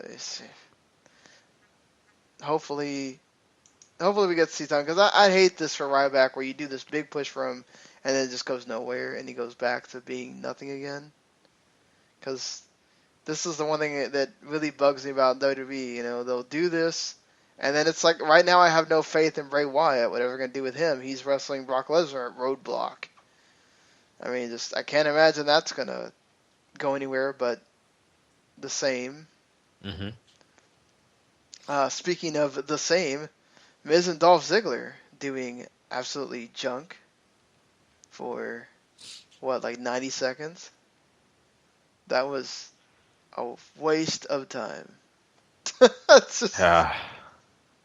You know what's interesting, and I was reading up on this and a little information that came out about this, and the Miz winning against Ziggler seems to lead to him having a more important role at WrestleMania. I seriously think that the Goldust and Truth segment was less stupid than the Miz and Dolph Ziggler using the conversation. Yeah.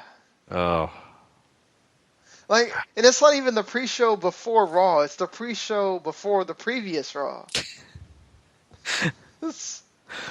Yeah, that stuff to me is just fast forward time. Yeah, I get what you're coming from on that. It was not entertaining for me. Didn't really care. Really, people have not had a reason to care about Miz in a long time. But I think that's also why Miz was able to win the match that they had on Raw, is because they're trying to get Miz in a better spot. Because he's going to be in that IC title thing. Yeah, exactly. But to me, I mean, is it because do they really want us to think that he has that opportunity to win, or are they actually set him up to win? Oh, God, I hope not. So, please. Yeah, I know. I was just kind of curious by that. I mean, I don't know.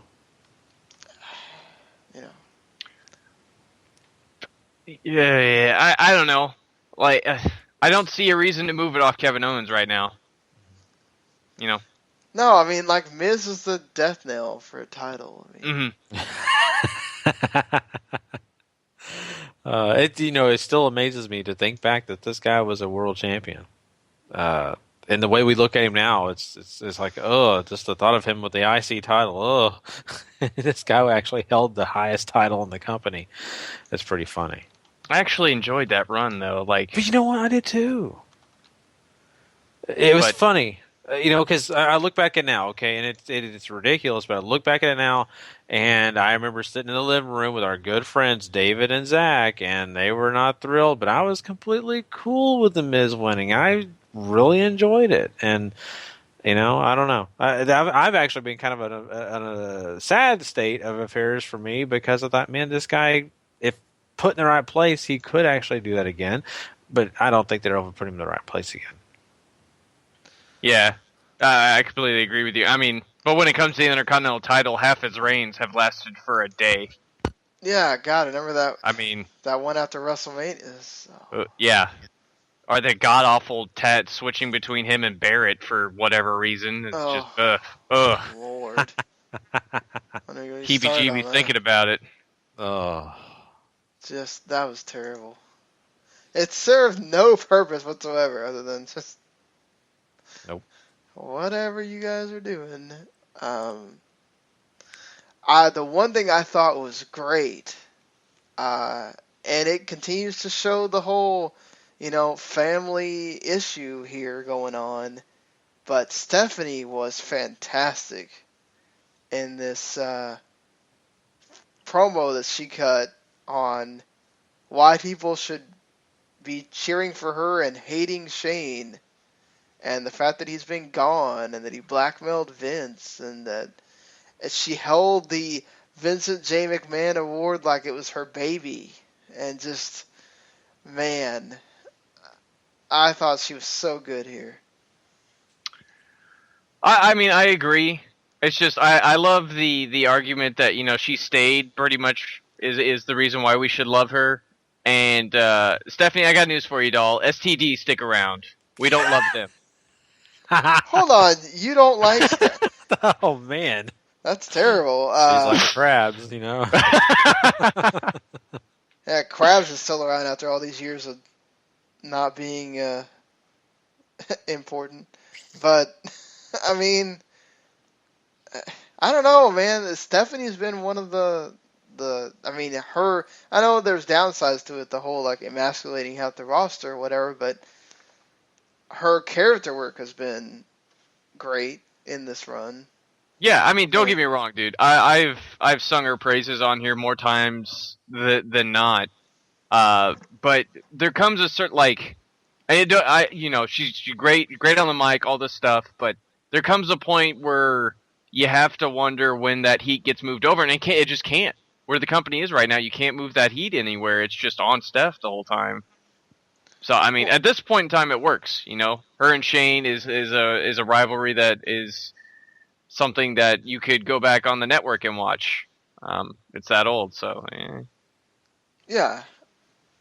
I mean, I do like the fact that they're pushing the two sides of this. You know, you've got the match side, and then we're trying to add some personal touch to it, which I'm sure will be done much better in the WrestleMania like package video than they will in the build-up here. But, you know.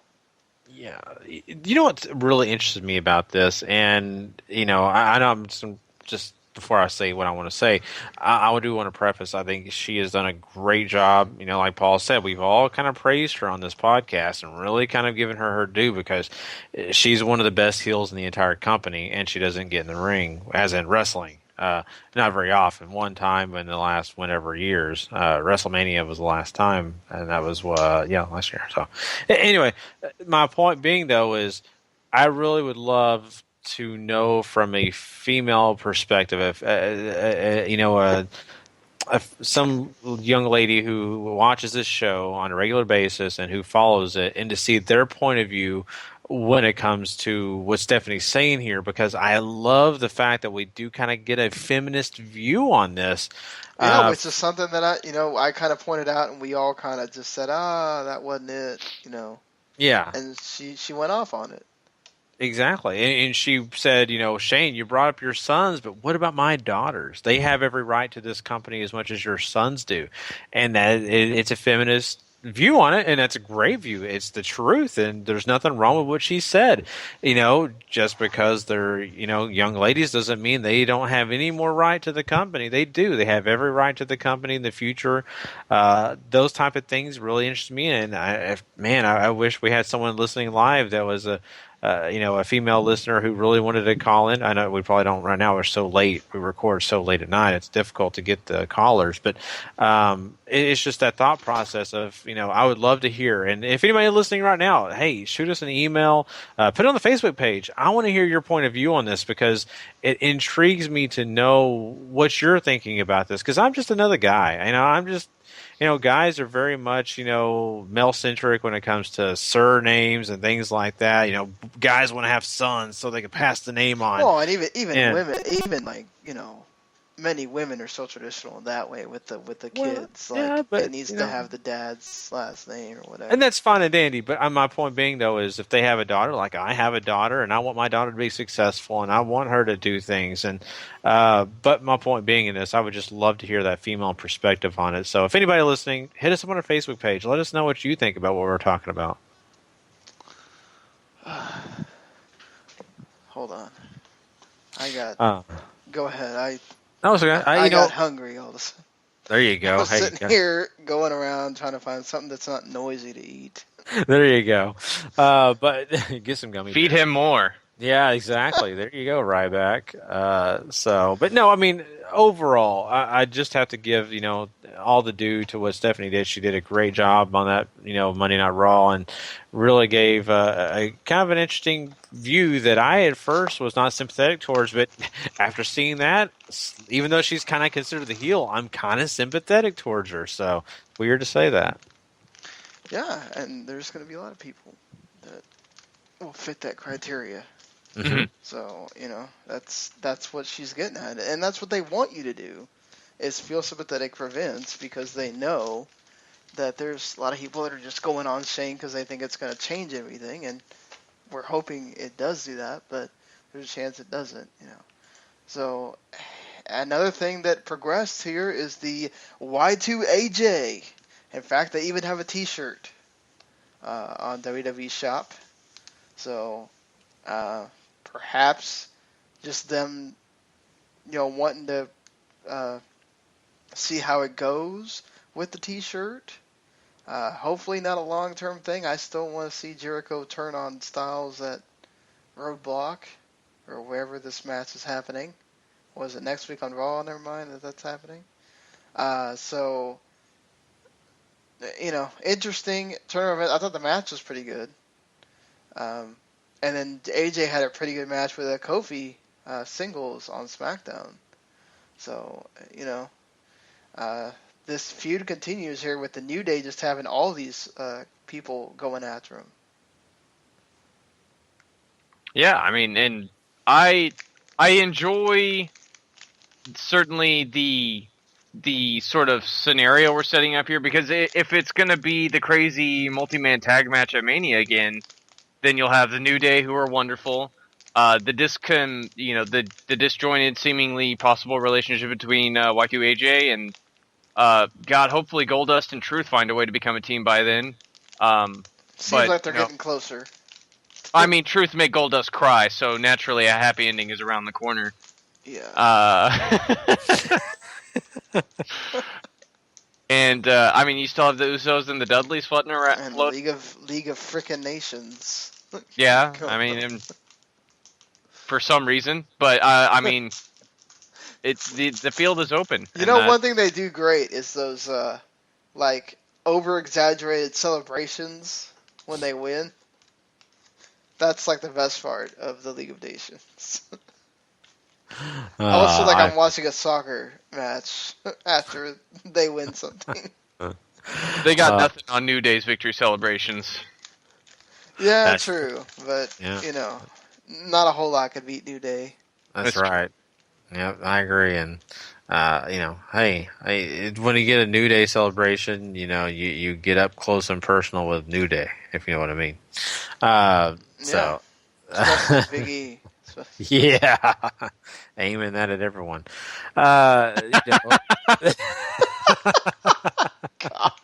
Just saying. Don't criticize him; he'll aim it at you. Come on now.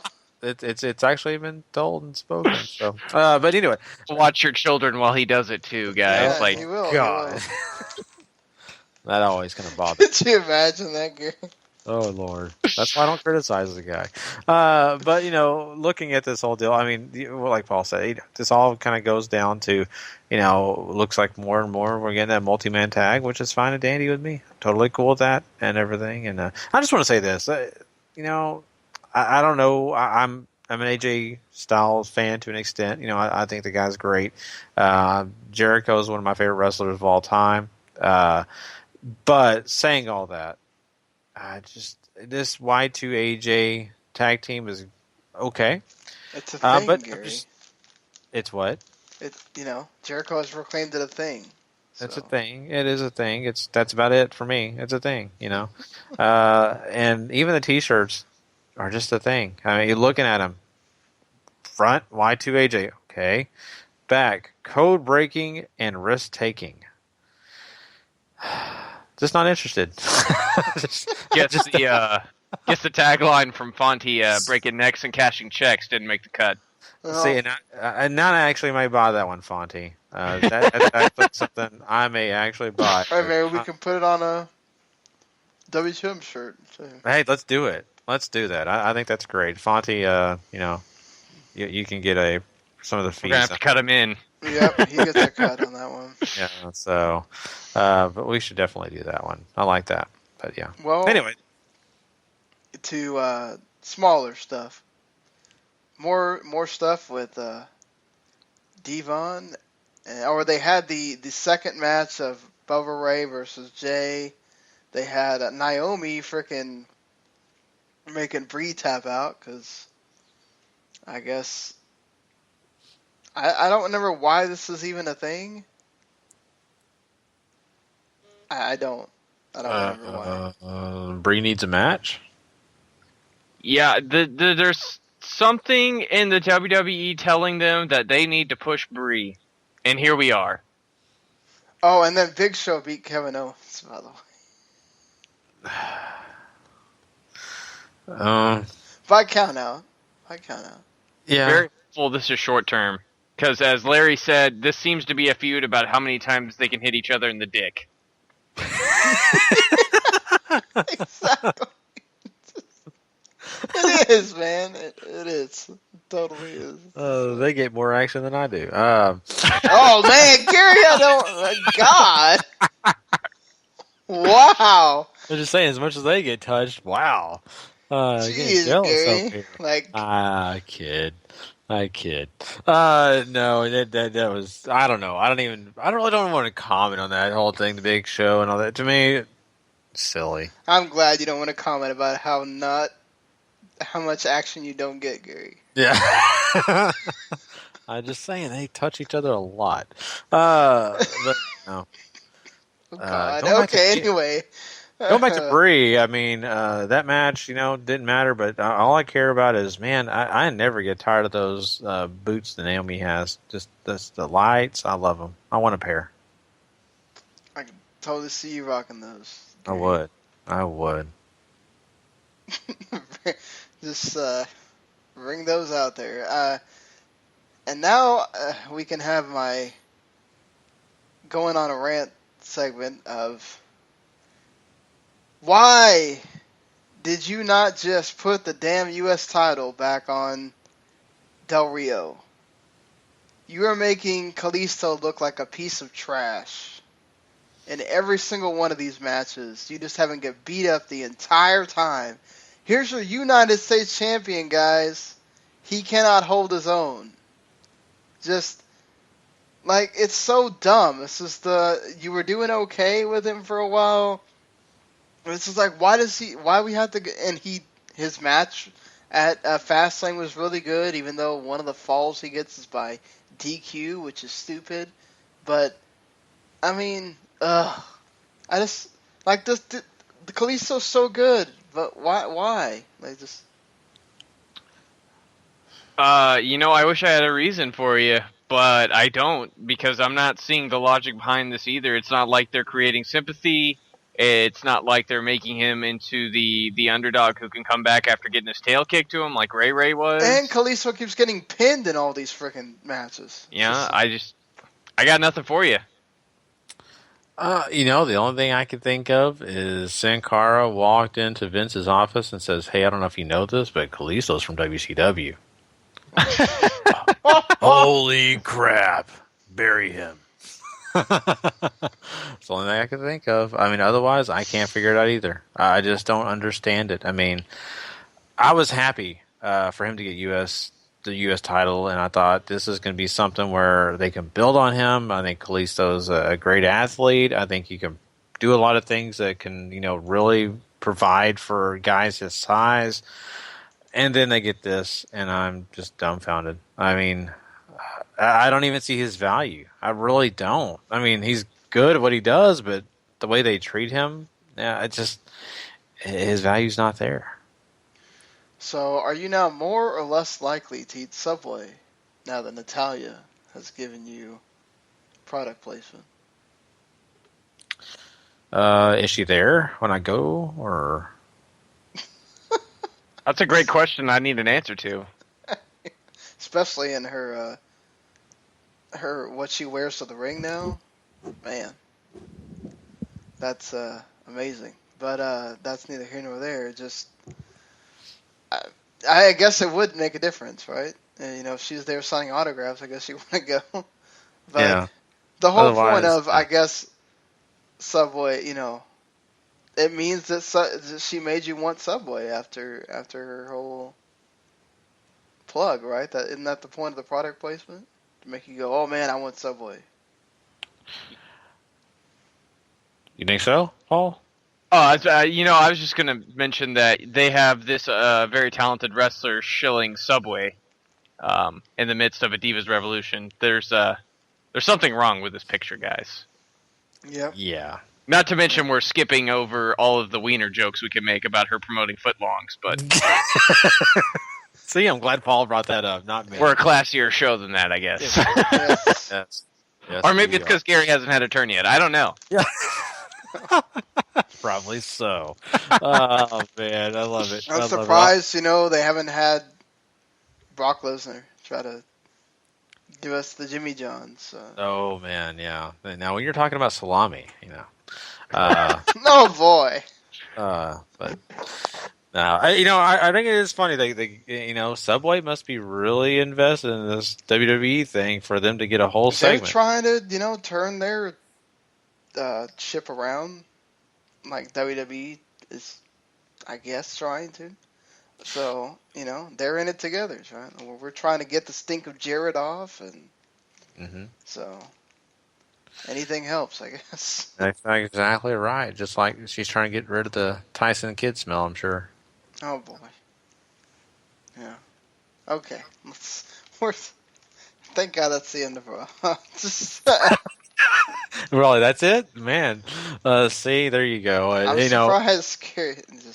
I'm glad we left it there. Yeah.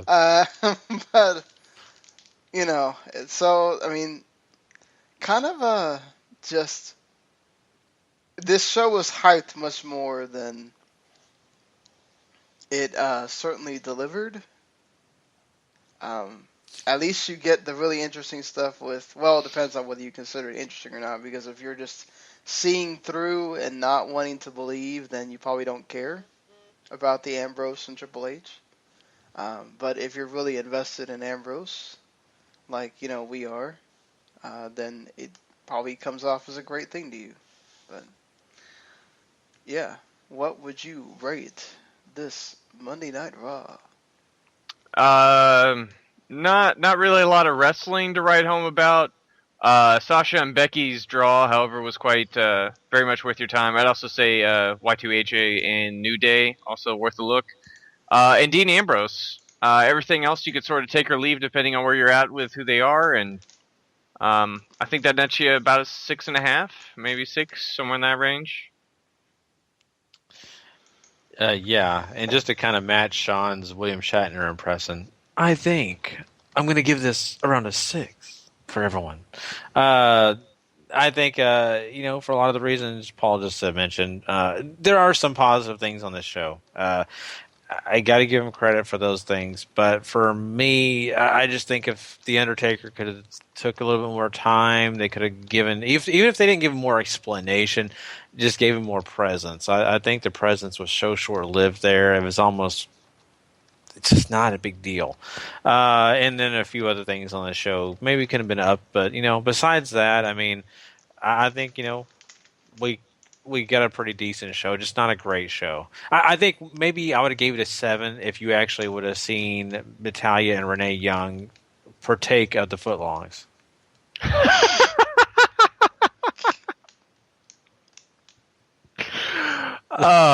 You're the best, Gary. Just saying. So Gary could really make the footlongs. Best in the business. Sean, what did you give it, man? I'm gonna go with a 6 as well. I mean, look, it was a good show, but you still had parts of it that I was just kind of like, well, I'm gonna do something else while this Raw is going on too. A lot of missed opportunities on this show too. Mm-hmm. Yeah, I mean, so that leads me to ask, like, how do you feel about having?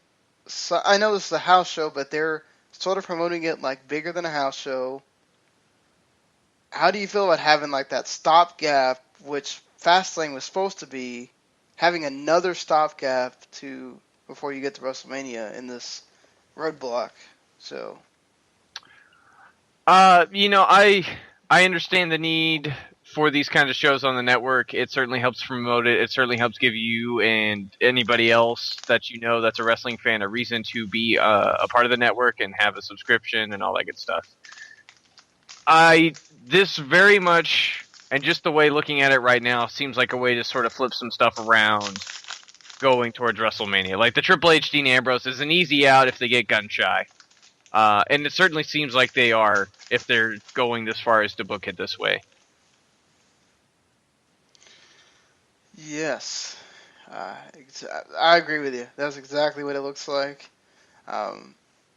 It, not just that, but it also is just a way to make you kind of maybe think that the WrestleMania build is going much better than it is. I mean, we're not going to get Brock for a while either, so it's like they felt like they had to do this because you're not getting Roman and you're not getting Brock, so let's just put those two feuds together to kind of make you forget about that for a little bit, and let's see what happens. I'm not totally against it, but I mean, I like the fact that they're going back to. I mean, at least I guess we're gonna get a conclusion of that Brock and Wyatt thing. Mm-hmm. But I'm all for this other match they have on the show too that we're getting ready to talk about. We are. That's right. So, well, do you want to go ahead and mention it though? I mean, what match are we? Enzo and Cass challenging for the NXT Tag Team Championships against the Revival on the show as well. Yes, that's awesome. See, everybody wondered how they were going to end that, and I guess you got the end right there. Mm-hmm. Yeah, certainly makes the call up for those two looking like it's closer. Oh man, I can't wait. Hey, that would be an awesome addition to that multi-person tag match. I was thinking more of a night after WrestleMania thing, but absolutely. Yeah. Hey, Vince is trying to pull whoever he can, I guess, at this point. So. Yeah. And, by then, the good thing about these two guys coming into town, Dallas, Texas, where me and Paul, reside, there will be a Cake Boss store here. So when those guys get here, I'll personally take them over there, and we will have a great time. They'll feel right at home, so. We'll see if they're up for that. Anyway, well, let's move on, guys. Let's go ahead and talk some NXT. We've got a lot to talk about in that. Let's be right back with that.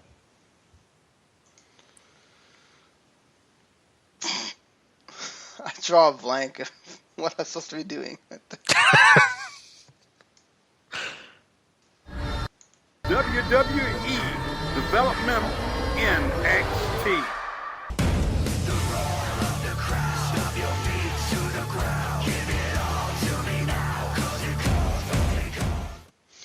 The great thing is there's also a delay sometimes of when I hit the button and when it starts actually playing, and it makes me go, well, did I not press the play button hard enough? Or yeah. does that work? It's a fun, part of live radio. Yes, so NXT this week was, of course, the final NXT from the CFE Arena there in Orlando. So now they'll be going back to Full Sail, and you still get, what you get from NXT here with the Vaudevillains beating some jobbers. But it seems like the Vaudevillains are kind of back on track to mattering again. Yeah, I mean, these guys seem to switch back from face to heel as much as they pulled the switch on Big Show. So, I mean, I'm not going to say they get a pass just because they're in NXT, but they certainly are a lot more entertaining. Yes. They are, and, what they got here is something that, is definitely entertaining, but on the other hand, you're just like, okay, well, where am I supposed to stand on them? And that's my biggest issue, because the gray area is so gray here. It's just like their entrance video.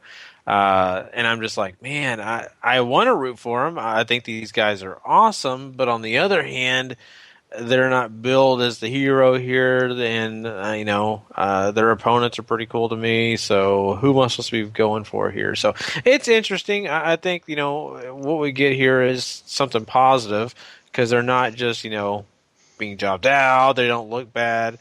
But on the other hand, it's just mixed emotions. At least they're, participating in other people's things. Like, the Hype Bros cutting promo, and then there being the creepy guys behind the curtain just watching them. That's kind of creepy, isn't it?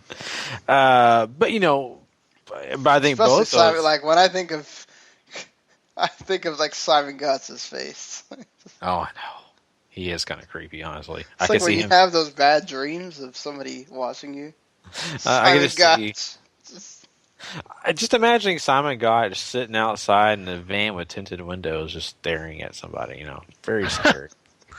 I think I got candy from him last week. Anyway, though the okay would be the time to go up to this. Sorry, the Vaudevillains and the Hype Bros, though, to me are kind of right in the same area.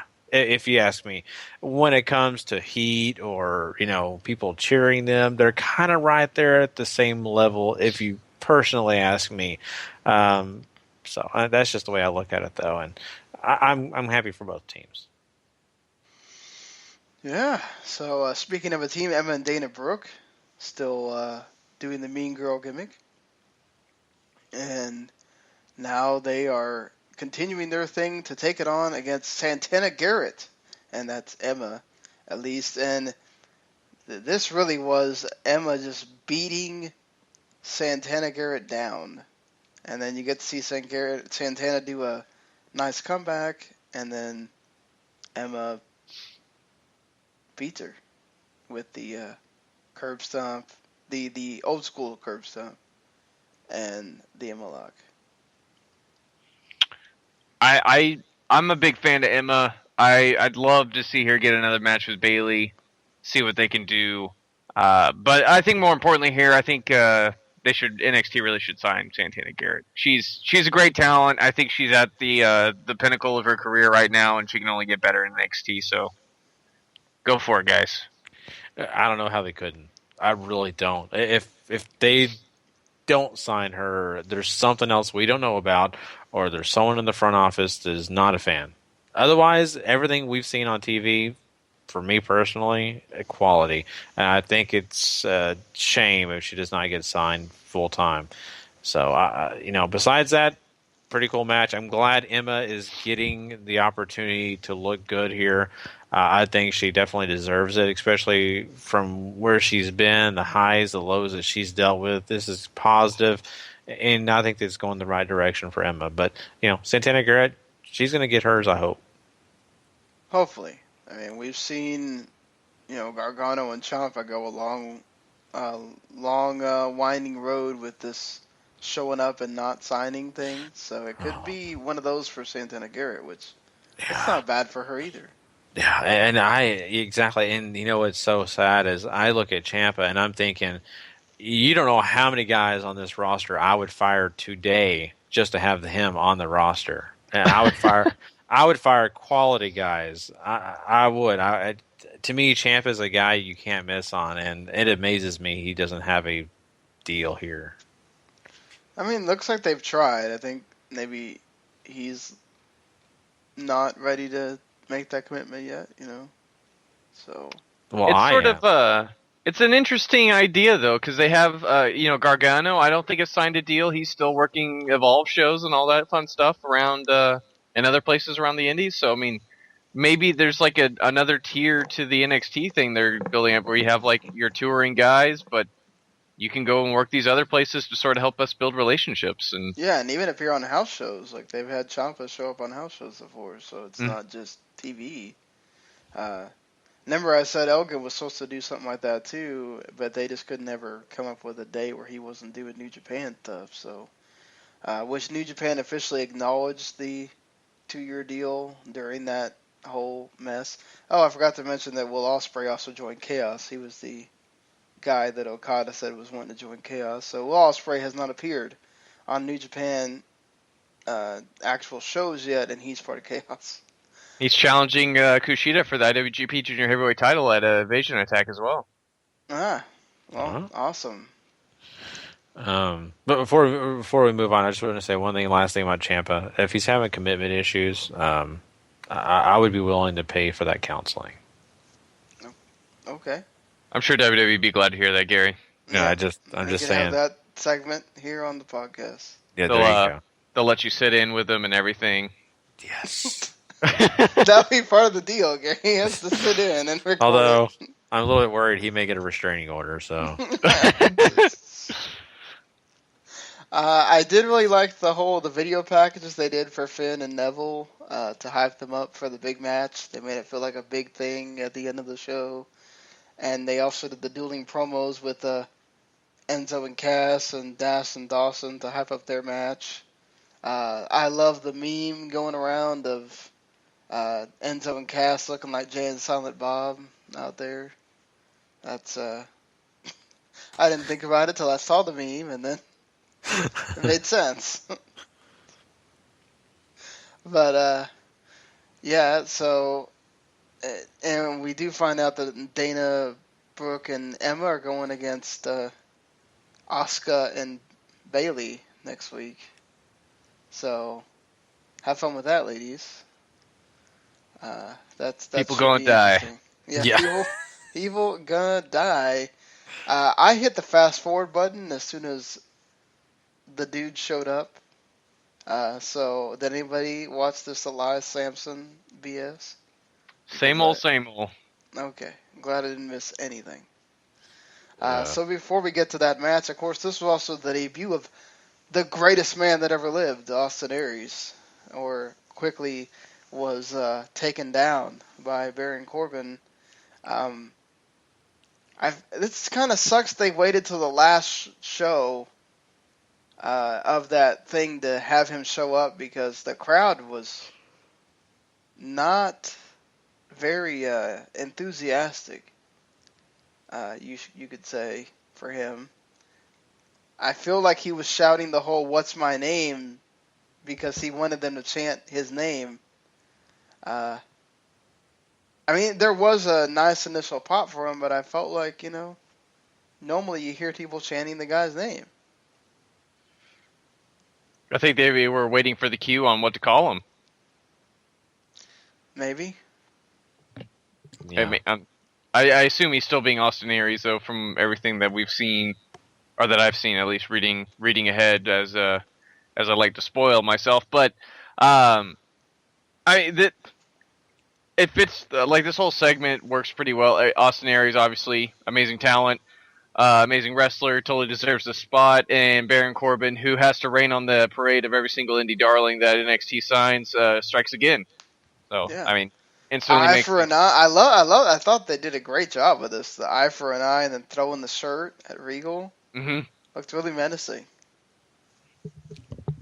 Yeah. I agree. I mean, I think it's pretty awesome, and this is the right spot for this to happen. And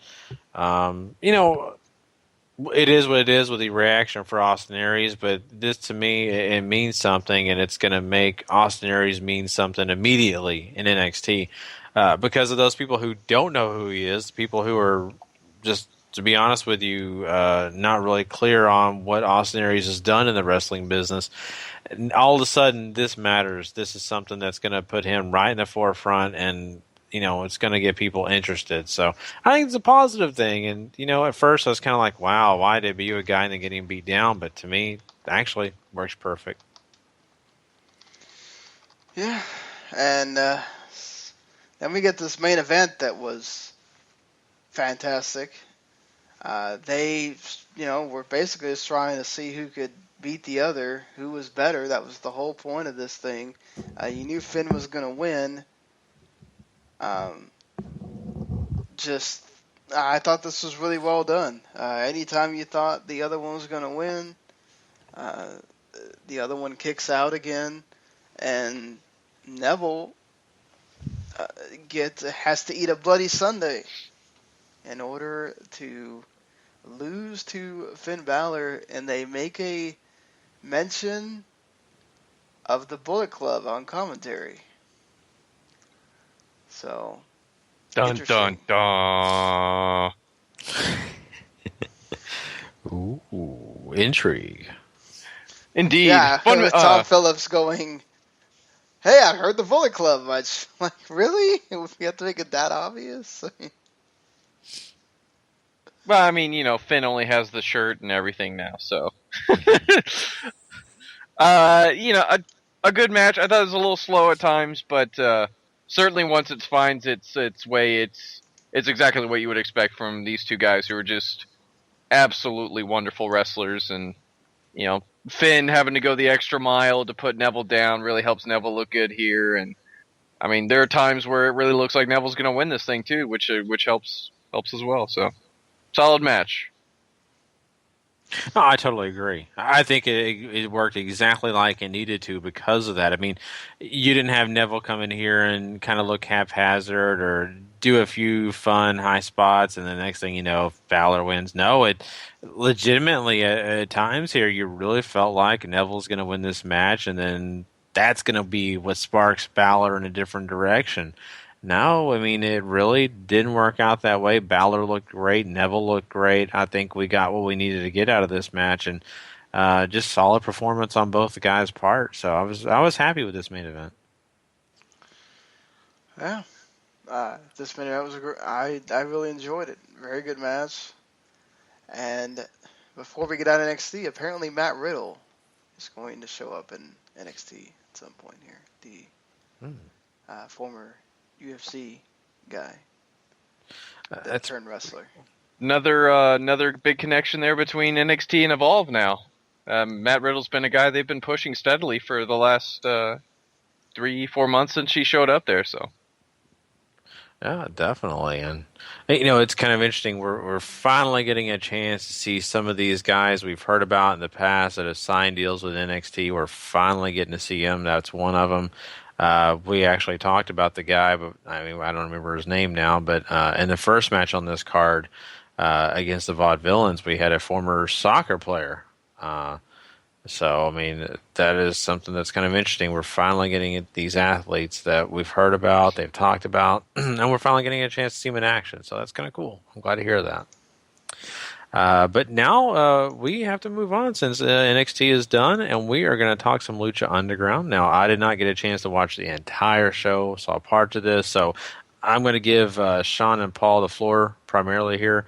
But yeah, let's go ahead and do some Lucha Underground. Paul, the floor is all yours. God, Gary, we did it again.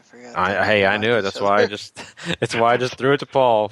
Someday we'll get that theme. Someday. One of these days. Yeah. So we opened the show with a video package, sort of, you know, highlighting everything that's been going on. We cut to Mil Muertes and his broken arm. He seems to be meditating when Katrina shows up.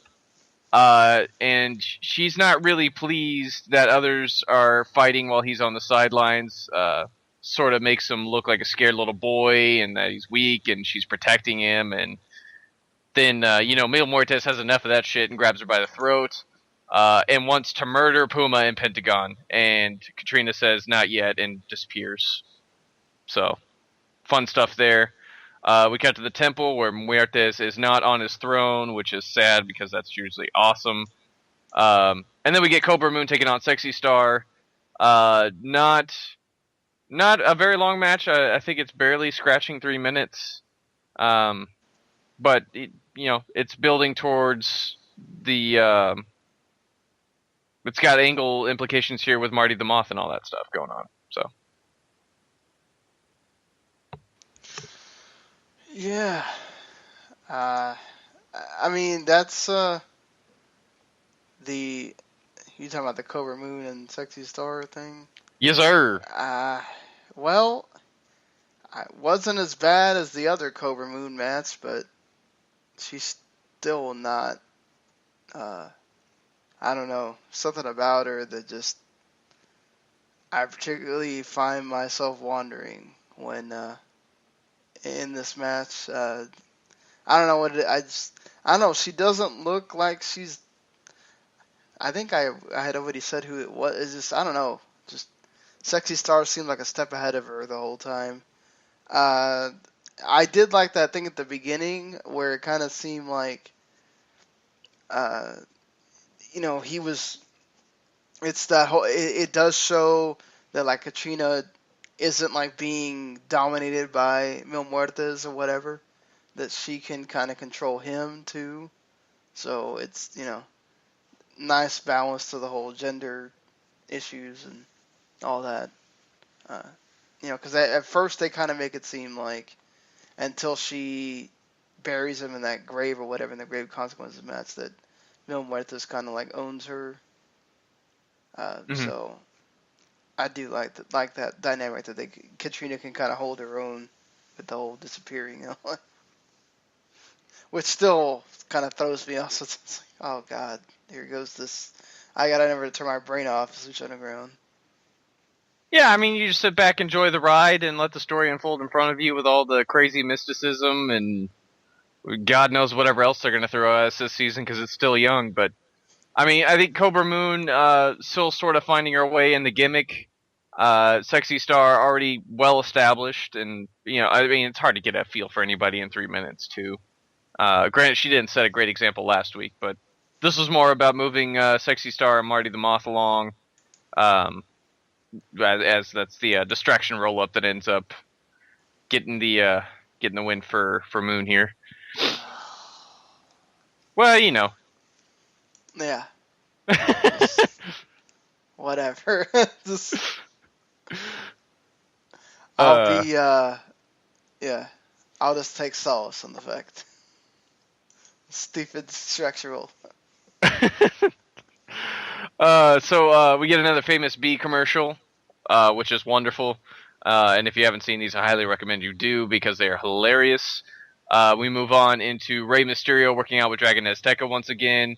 Azteca is upset because Rey turned off the TV because he was watching something, and they're doing Kung Fu, and Rey is trying to get Azteca ready for his destiny, which, yeah, whatever that is. The whole, I guess, killing Cueto. Somebody's dying. I don't know who. Probably Azteca. Yeah, probably. Cueto is hanging out in his trophy room, talking about how he embraces the hunt. It's pretty much hype for him facing Phoenix tonight for the Gift of the Gods Championship in a ladder match, which is going to be your main event. We move on. We have Prince Puma taking on Pentagon Jr. once again, seeing as the last match they had I think ended in a disqualification, if I remember correctly. This one ends in a no contest at about 6 minutes. Lots of flippies. There's a Canadian destroyer that gets thrown. Muertes comes in, pretty much decides it's time to end both men's lives and spears them, and that's what causes the no contest. But very sports entertainment-y here. Yes. What? Sorry.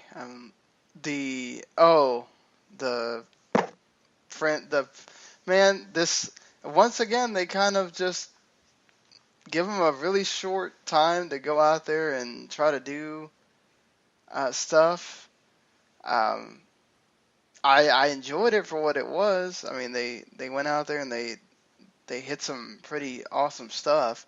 I liked Vampiro on commentary too, kind of just running through okay, Matt, I know what you're going to ask me, whatever about Pentagon. Yes, I know he's great. He can do this. He deserves this, whatever. Just, God, stop asking me the damn question about, so you can, stop reminding me about all the stuff that's going on. Yeah, this was, you wouldn't expect this from them. Should have, I don't know. I don't like it when they run into the whole doing things from WWE sort of style.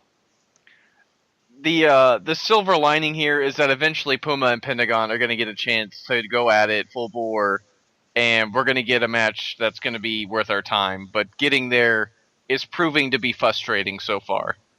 And maybe that's just because I want to see that match so gosh darn badly, but we have some other pieces in play here that they want to deal with. So I felt like they did a better job last season of kind of masking some of the Puma and Mundo stuff where they didn't have them wrestle that many times, especially in short spans. I don't know why they're feeling like they have to do it so much here, but they may just be trying to avoid doing the same hat that they did last season. Yeah, that could be true too. But yeah. Yeah. So we cut backstage. Muertes and Katrina are walking, and Katrina just tells Milo, "Hey, all you needed was motivation, and look where you are now." So next week, you're defending your title against both guys, and there's that. So then we cut back to Stryker and Vampiro. Stryker announces that in 3 weeks, which will be the March 23rd episode, they're going to do another Aztec Warfare match, which is going to be awesome. And we have Mil Muertes retaking his throne just in time for the Gift of the Gods title ladder match as King Cuerno defends against Phoenix. This is all kinds of awesome. This is the best match of the season so far, once again with these two. Phoenix dives over a ladder. There's some other insane stuff going on. Phoenix ends up reclaiming the championship. Go watch this match. Yes, go watch this match. It is freaking awesome. Cuerno, like, for a while, just kind of just was sitting there beating the crap out of Phoenix any way he possibly could. And just throw him into stuff and whatever, and then you kind of knew it was coming, where he just done too much, and you know that Phoenix was going to get the one over on him. But I love the fact that they even had, which Larry makes a point of it, but I noticed I only noticed it on the one ladder he pulls out, but the fact that it was like all rusted and whatever, it's little things, but they add to it, that feeling of you're in this like grimy temple, and it's one of those that like you'll see in a movie, you won't necessarily see in a wrestling show, that I appreciated in a way. But yeah, so Phoenix gets his vengeance, and I'm sure this will have some kind of repercussions for Cuerno, even though it kind of makes him feel like he's kind of a bit player in all this, but hopefully not. Yeah, hopefully not. That's your Lucha Underground for the week. Awesome. So yeah, definitely take Paul's advice. Definitely go check out. Yeah. Sorry. Yeah. No, you're fine. You're exactly right, Sean. Go take that advice and go watch that main event. That's a great one. I want to finish it. I haven't, like I said, I get a chance to finish the entire show, so I'm going to do that. But it's awesome. So, all right, guys. Well, it is time for us to head on over to another promotion, and that is TNA Impact Wrestling. So we've got a lot to talk about. A few things happened here that may not have been all that bad. Actually, a pretty good episode. We'll talk about that next. Yeah.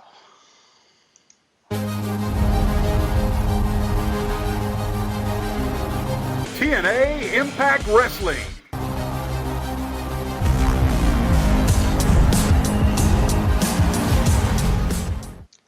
This song has grown on me, unlike the other one that was trash. But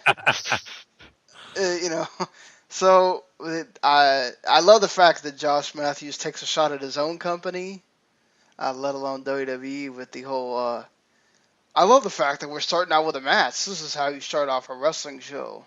Like, did you forget that you start off your own shows many times with a Matt Hardy promo, or just okay?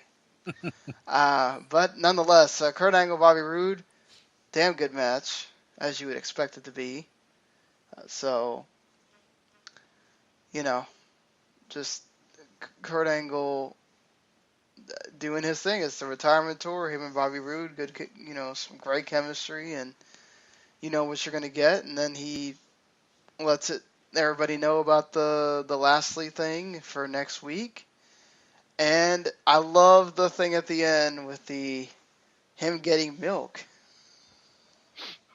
You would have thought they would have gave him a smaller carton, Maybe in England they don't have the cartons, just the gallons, or the half gallons.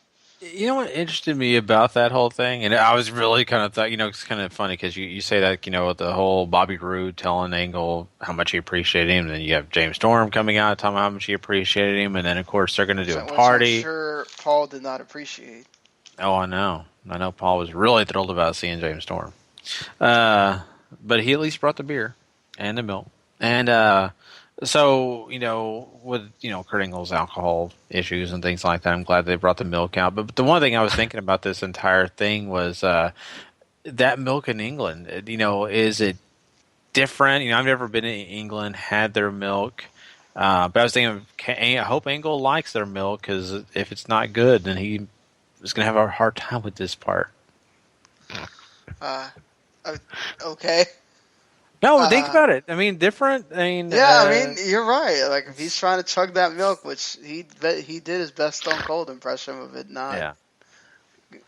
I'm sorry. I think of quirky things like that. Is this an actual conversation that we're having right now? Have you ever tried milk in England? It may be really rich, Maybe English cows or. Okay. They're more sophisticated over there. Come on. I say, sir, moo. I don't know from the English people that I've watched on this show just this week. Maybe they're not. Did you see some of the English people that are on this show? Come on. Oh, I'm sorry. I'm sorry to pause the show on my silliness. Go ahead. I really enjoyed this match. Kurt Angle, Bobby Roode put on something that's worth your time.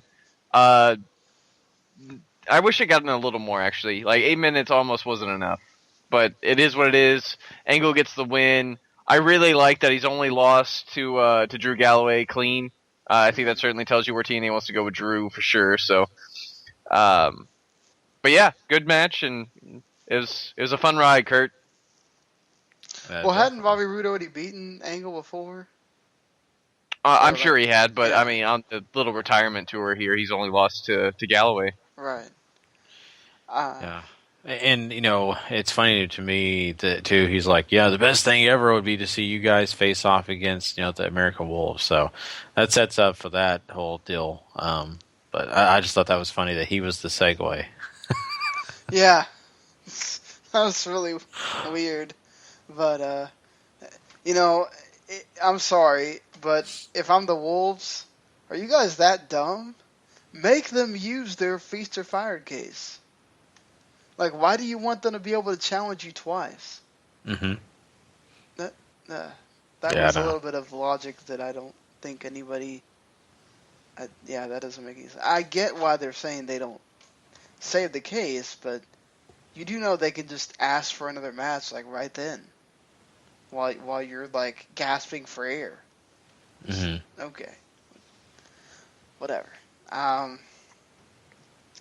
So, we had our match, so now we have to have Matt Hardy talk, because we can't have a show without Matt Hardy talking. There's a reason for it this go around, though. Yeah, I know. It's just... at least this time, you get him saying that he owns EC3, and then Rockstar Spud comes out, and all dressed in black and everything, and then he talks about... I love the fact that we added some history here, that a year ago, he was leaving them all bloody and everything, and he puts over Maxwell in this. Man, the kid's not even old enough to know what that is, and he's getting put over even by Spud. But this was a good thing. I didn't mind it. Of course, Spud is very entertaining, so I can deal with the segment better than if it's been Matt Hardy talking. I love the fact that he's take the shot at the... Well, if anybody else... Y'all are just mad that I got out of the dump that is this place. I love that. It's so funny when guys do that. But I just think that Rockstar Spud's doing a pretty good job here. I'm not saying I'm just a giant fan of this guy, but I really like him. I think he's one of the best talents TNA has. And really, mic-wise, I think in the ring he's pretty good too. But on the mic, he's one of the best that they have in that company. And so I've really enjoyed what I've seen out of Rockstar Spud, and I think this is going to be fun. We'll get more out of him later in the show, but my point, being in the Maxwell thing, it's amazing. I wonder how much he's getting paid. He's got to be getting paid something, because I can already tell you this: he's already over. Well, thanks. Think about this. He's probably over more than Bram is right now. More over than Tyrus, probably. Yeah.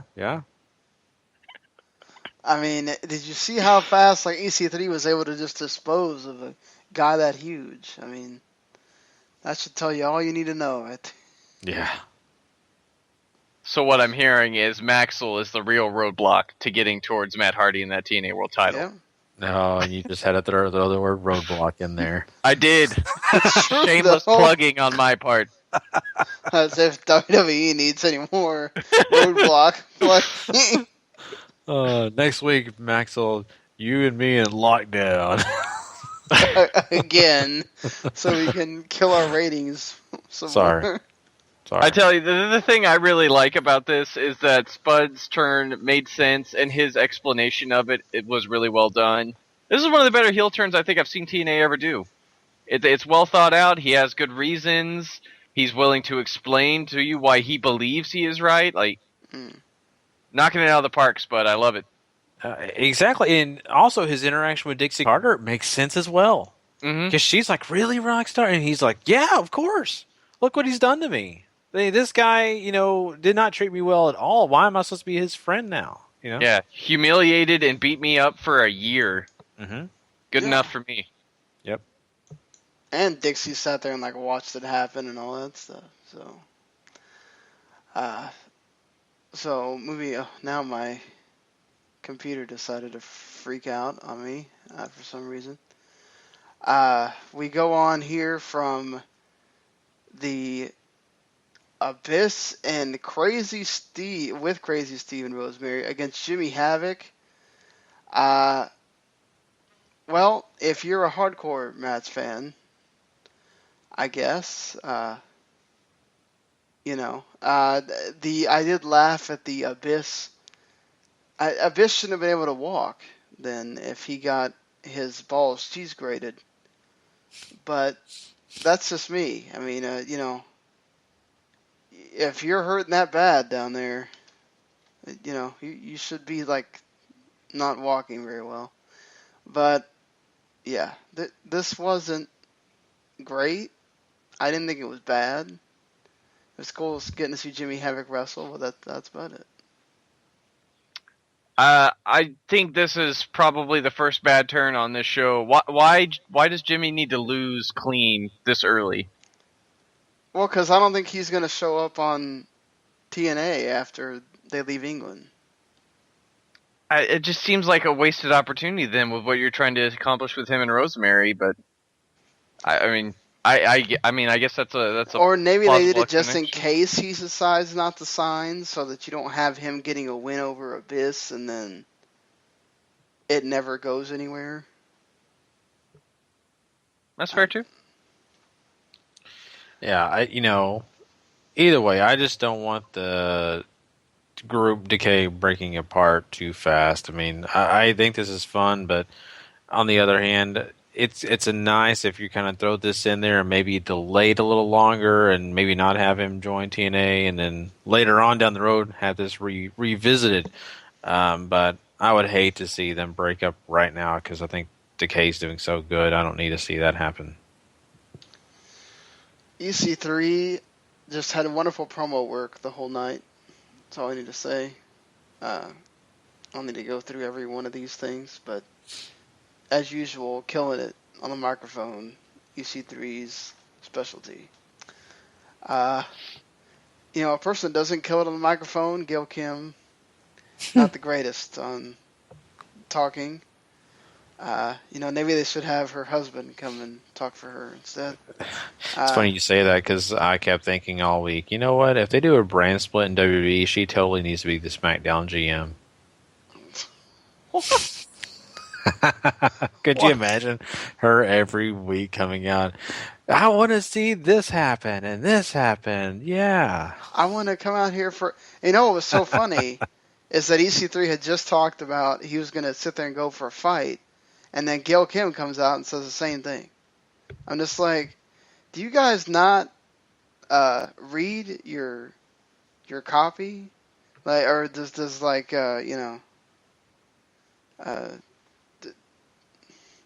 I don't know. You could at least give them a direction and go, hey, make sure you're not saying the same thing. It's just don't watch your own product there.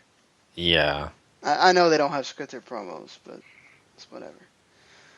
sometimes for some people, scripted promos might work. I think people blast scripted promos too much and understand that for some people it actually works. But that being said, I did like the interaction between Maria and Gail Kim here. I thought we got to finally see the Maria that you kind of want. We've used to seeing from ROH, that we know can cut a promo, that is going to put herself over and talk about all her accomplishments, whether, that are not in ring. The whole point is that she doesn't want to wrestle, and Gail Kim wants her to, and then Jade comes and attacks. So I'm glad that they're going after the whole, Jade got the pin, so now she's going to come after her title. Thank you, TNA, for logical booking. Yeah, I mean, I'm all about the Jade thing. Maria, I could sort of, just because I know she's not the best in the ring, I don't know exactly what we're going to get out of that, but Jade and Gail Kim is certainly something I'm interested to see. Certainly. Yeah, I'm right there with you guys. And, just to say something about the Maria Kanellis situation, I like her theology. I like her interaction. It just proves that she's definitely going to be an asset to this TNA roster. And not only does she have a role in the Knockouts division, but she's also involved with her husband, Bennett. So she's definitely someone that you can be happy about seeing twice in the same episode. It's not a drag, because she's just got a great way and a great talent about her. Wow. At least they're not doing the New Japan thing and just showing you her ass all the time. So that's at least they're above that in TNA. Yeah, I heard her on JR's podcast, and she did talk quite a bit about that. The Japanese cameramen love that bootay. Did she say that it made her uncomfortable? Or is she? No, it's part of the gimmick, I think. It's part of the whole thing. Once you've been in Playboy, you really can't complain about showing some butt here and now, here and again. What I thought was funnier about the whole thing is she says if she was a lesbian, she would have all sorts of chicks in Japan. So I thought that was the funniest thing. Apparently the Japanese women love her. Well, this is, again, I go back to that whole, this is why, anime characters are usually American looking, or they have different weird looks, period. It's all about you look different than I do, so that's cool and everything. So we go to, the one thing I will say about Eric Young is, his match with Big Damo was not bad. I enjoyed it. The pile driver was kind of awkward because Damo's a big dude. When I was looking at this, I was like, why can't WWE sign this guy and they can go take Sheamus somewhere? I like this Irish guy better than Sheamus. That's me. Maybe he's not clean cut enough for WWE. Maybe. Yeah, that makes you wonder, huh? I thought this guy, did pretty good. I thought he did a wonderful job. And, you just got to be happy about, seeing a guy that's not regularly on the TNA roster come in and work so well against, one of their guys. And that's, pretty cool. I was really impressed. Yeah, it's a fun little sprint here, and a little shocked that he got as much as he did, but, it certainly gives you a good idea what he's about, and I wouldn't be opposed to seeing more of him in TNA for sure. Yeah, I wouldn't either. I think definitely you could use a guy like him. I hope they don't go to, making him and Bram a tag team or something. That would be stupid, but... Yeah, he just, he did pretty well on the mic, I think. The only knock I'll put on him is the fact that he didn't say fella, so... God, Gary. Why? Don't all Irish people scream no. fella? That's what I thought. Guess I'm misinformed. It is what it is. I thought, at first I was like, man, he doesn't really have an accent. Then he got to talking, and I was like, oh, okay, now I can hear it. Mike Bennett and Maria out there against Drew Galloway, and then this is where we finally get to see Maria doing her ROH special, helping Bennett pick up wins. I really hated the way they had to do it, though. Like, just the total cheap-ass finish. Just Galloway's been doing really well the whole match, and Bennett freaking wins on the banana peel at the end. It's just like, oh, come on now. I guess it works for the heel heat they want to get, but it's just like, ugh. Yeah, I mean, works for the story, too. Galloway's focused on hurting Bennett, not winning the match. Bennett wants to win the match. Bennett wins match because Maria. Yeah. There it is with a little bow on it. I just, it's a fine way, I think, to tell the story for where it's at right now. But obviously this isn't over. Exactly. And, not only does it get the heat more on Bennett and Maria, but it also kind of, puts Galloway in a situation that isn't the main title picture just yet. And it's going to be a feud we're going to get to sit back and kind of enjoy before he does get on to that, main event role. Certainly. So after this, we get the main event, which is EC3 and Spud in an unsanctioned brawl. And EC3, Spud got some moments in here, as you would expect. But, I love the EC3 putting in a Cobra clutch with body scissors and winning. That's awesome stuff. Makes EC3 look like freaking badass, and that's what you want. The opposite of Roman Reigns. Yeah. And normally, because Rockstar Spud's so small, this is why this was done well. As Rockstar Spud is a small guy, you'd think you'd get sympathy on him no matter what, and EC3 is able to still get the cheers and everything. I wonder if this will translate at all to if they go back to Orlando and how their crowd reacts there. Yeah, it makes me wonder as well. I really do. And, despite the fact that, Spud wasn't, exactly the guy with most of the offense here, still did a great job. I think EC3 kind of got his and just really kind of gave the crowd something just to be thrilled about, because they wanted to see Rockstar Spud get the crap kicked out of him, and they did. That's exactly what they got here. So, to me, it was great, and, we'll see how the story unfolds from here, but I thought it was definitely a way to please the crowd. We talk a lot about my close personal friend EC3 on this show, and the thing that I love most about this fight is they really got to show how smart he is. EC3 is very intelligent. He's a member of Mensa, and, perfect score on SATs. Like, he's a smart guy. And, there's an opportunity to show that here, as he totally makes all the heels look stupid. And I appreciate 10,000%. EC3 for president. And rant. Where can I go to the polls? Where are the polls at? I'm ready. Let's get this going, baby. Oh, man. You gotta love it, and yeah, I'm right there with you. I think the world of EC3, and I'm, and it's weird to say, but I'm really ready to see where this is gonna go. Yeah, it's gonna be a sweet day when he gets that championship back. Yeah, so you'll be riding those limos again, huh? Well, God, I can't wait. I missed the limo. We've had to downgrade from the stretch, guys. It's rough, man.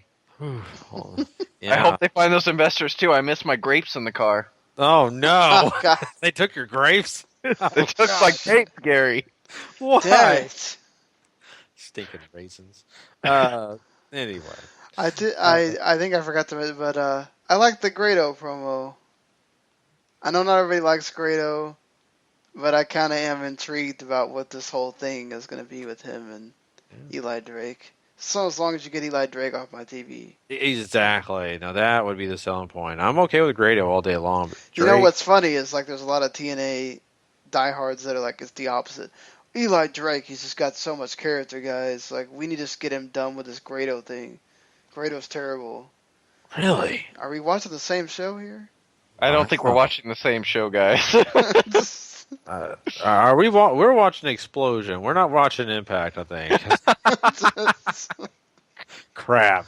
Yep. He gave a loose explosion to that entire thing. I forgot. I guess TNA's is on, another night. So, man. But, that is Impact. And, once again, an Impact that, was very entertaining. There was, a few points where you could kind of maybe not be thrilled. But there was other points where you kind of say, wow, these guys are doing a good job here. So, we'll have more good stuff hopefully coming your way next week on TNA. But now we are going to head on over to some Ring of Honor talk. Now, it's kind of funny. I talked pre-show with Paul a little bit about this, how much I enjoyed this show. We're going to find out how much Paul enjoyed it right after this.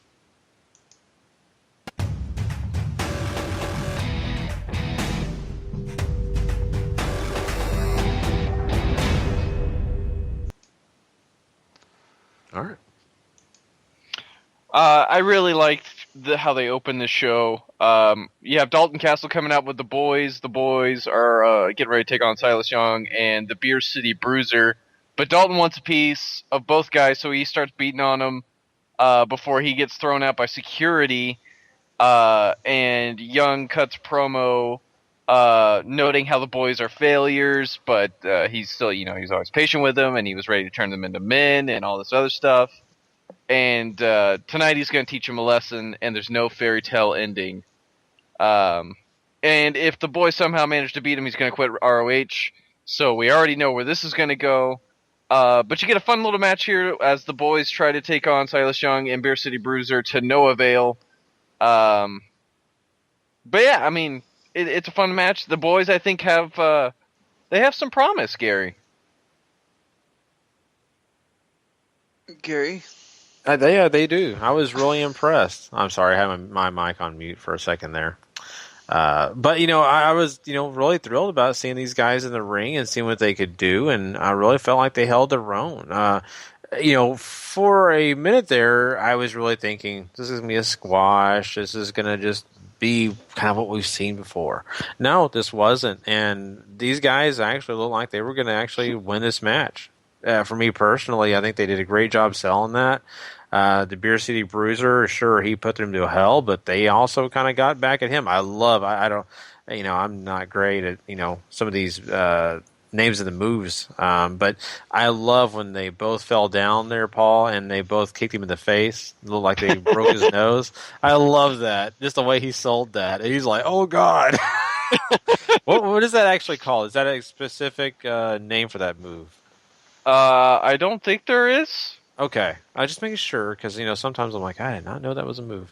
But I love that spot. And those guys just did a great job in this match. I could go on and on. But, I just think that they held their own. And it was positive. It's better than what we thought. And I did also enjoy, you got Dalton Castle pre-match. They took him out, came back after, got involved again. And, of course, he got taken out by Silas Young. I'm hoping we're getting closer to the end of this feud. I really am, but this was good. Post-match, Young and Bruiser start beating on the boys, and Dalton runs in to try to make the save and fails. So I don't think this is over just yet, Gary. I know. I'm just hoping it's getting closer. We can dream.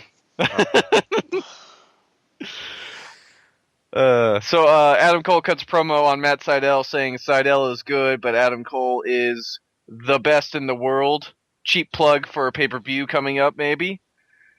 We have our two top prospect tournament semifinals here. The first one, Brian Fury takes on Action Ortiz. Fury, of course, is the old man in this who has been around since 1999, has trained some people. Action Ortiz is Guy, pretty much, because he doesn't get a lot of time. I think just really show us what he can do because he loses in about 4 minutes. Yeah, he was very. Action Ortiz was a lot more impressive in the match he had before this, the other qualifier, and in this, he wasn't awful, but you're right, he wasn't on his game completely. It was something about this match that I just didn't think was terrible, though. Even though it was only 4 minutes, I still thought it had some meat to it. I really felt like, Fury did his job, and, he was definitely the veteran in here, and you definitely understood that through the way they told the story. I know it sounds funny, but to me, the way that they progressed, very much like Fury's match in the previous week. I think that they did a great job telling the story of, hey, this guy may not be the best, he might not be the most athletic or the youngest, but his veteranism and the fact that he's been through all this before, it's going to help him win these matches. And I thought it was great. And, he even did a pretty decent job on the mic post-match here. So, but doesn't Action Ortiz remind you of Bam Bam Bigelow in a way? Yeah, like, he is freakishly agile for how big he is. That, the tope he does over the top rope is just ridiculously impressive. Yeah, I agree. I was just surprised at how well that guy moves, and especially at his size. So, yeah, I mean, and you want to talk about a guy who just looks like a giant compared to his opponent, Punisher Martinez, taking on Lio Rush in the other semifinal. Lio Rush is either that small or Martinez is that big, and I'm willing to bet it's the first one. The great part is these two put on one heck of a match, Gary. Leo, super agile. Punisher, I think, does a great job of making him look really good in the underdog role, and I think they knocked this one right out of the park. I'm right there with you. Watching this match, I'll tell you exactly how to describe it. Tom and Jerry, cat and mouse. That's what this was all about. It's just amazing. Every time you thought that Rush was in trouble, no, Martinez got him, but then Rush found a way out of it. That was so fun to watch, and just the way these guys moved around. Martinez got his moves in. He definitely did. But it just most of the time it was Rush, escape, run, dive, duck, maneuver, do anything you can to get out of the big man's way. So I just loved it. I thought it was great. I thought these guys really worked hard in it. And I want to say this. I think Punisher Martinez definitely needs to head on over to NXT so he can be Baron Corbin's tag team partner. I just think those two guys would be amazing together. I'd be okay with that. I just think that the similar build, it would just be something that makes sense. But maybe, I don't know. People may say they're too much alike in build, but I just think that they're similar. But, Rush really did a great job. I was very impressed by him. This guy can definitely move. What an athlete. I mean, I don't know. I think this guy's definitely got a future. So. Yeah, I mean, in a promotion that touts ACH as one of its top flyers, I think Lio Rush can certainly make waves in that same way. Just as innovative, I think, just as fast. I mean, certainly he's a bit smaller, but I mean, you really said it. The dude can move, and that can get you a long way in a company like ROH.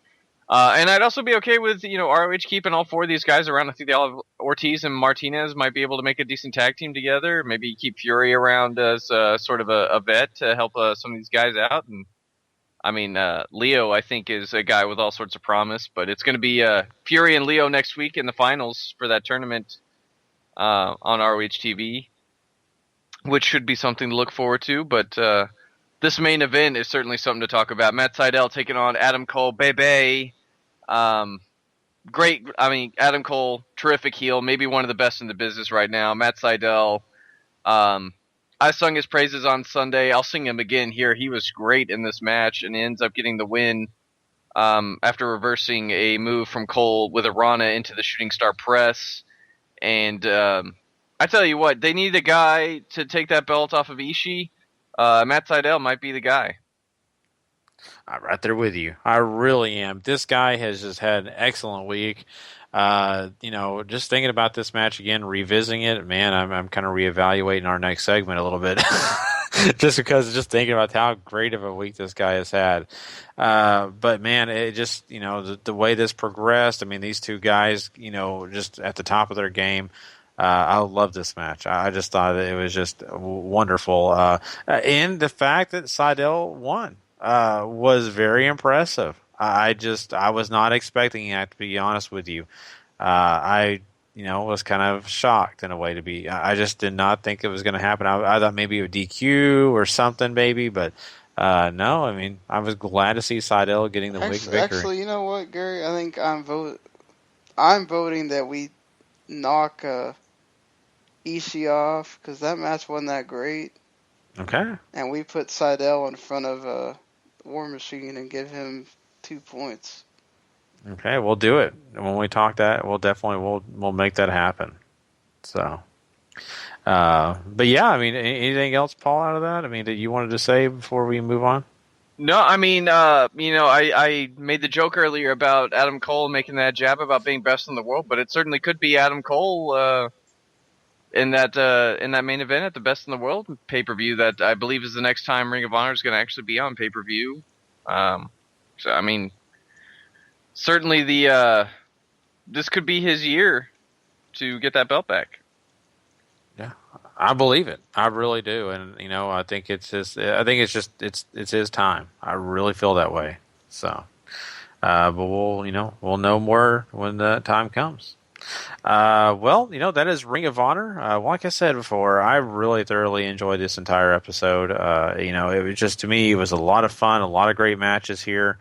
So if you have not yet checked it out or watched it, you need to go find it, because it was a great show. Well, you know what? It's time for us to do one more thing, and that is crown a Superstar of the Week. And plus, we also have a Match of the Week and a Superstar of the Month for you guys. But actually, a Match of the Month and a Superstar of the Month. So we'll be right back with that. Superstar of the Week.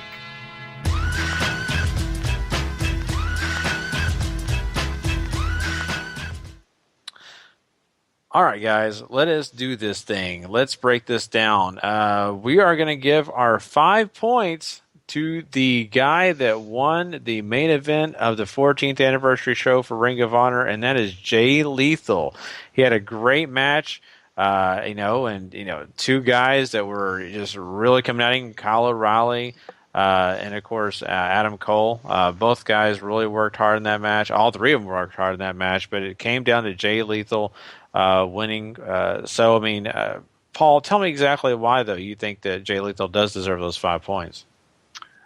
I mean, the main event of the 14th anniversary show was certainly solid. It was a shame it had to follow up that 6-man, but they worked well. I think Jay Lethal certainly in the prime of where he's at in the title reign, and I'm sure people are sick of it, but I'm not. So give that man 5 points.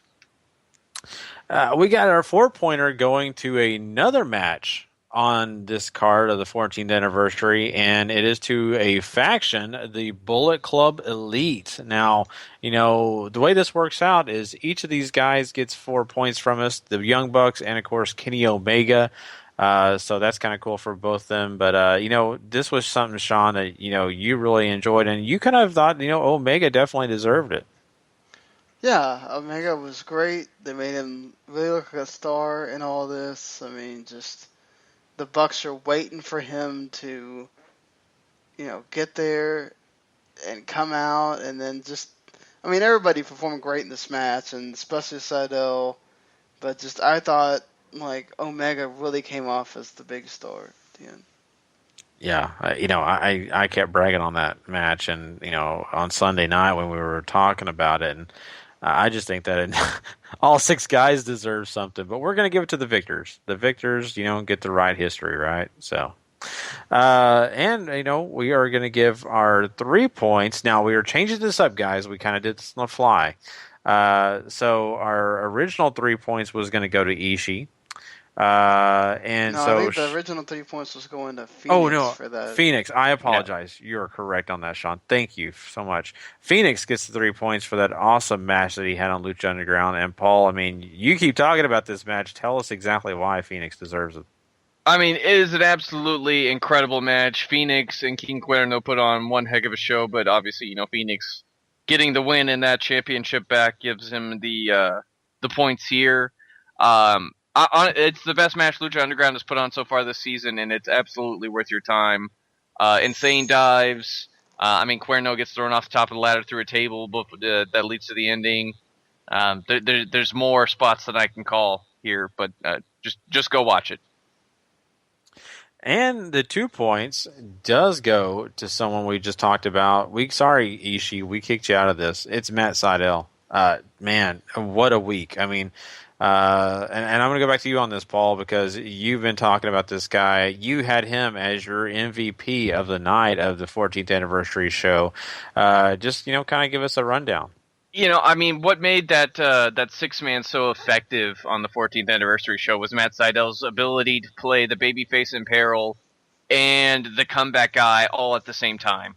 ACH and Kushida certainly did their work, but I don't think anybody was as impressive in that match as Matt Sydal. Clearly the glue holding that insane, 0 to 80 match pace together. Definitely. And it's something that, you got to give him credit for. And the fact that, man, this guy has just come so far. You knew he was a talent, but, just the way he's grown and just been better and better as time has gone on. And, of course, did you have something you want to say, Sean? No. Okay.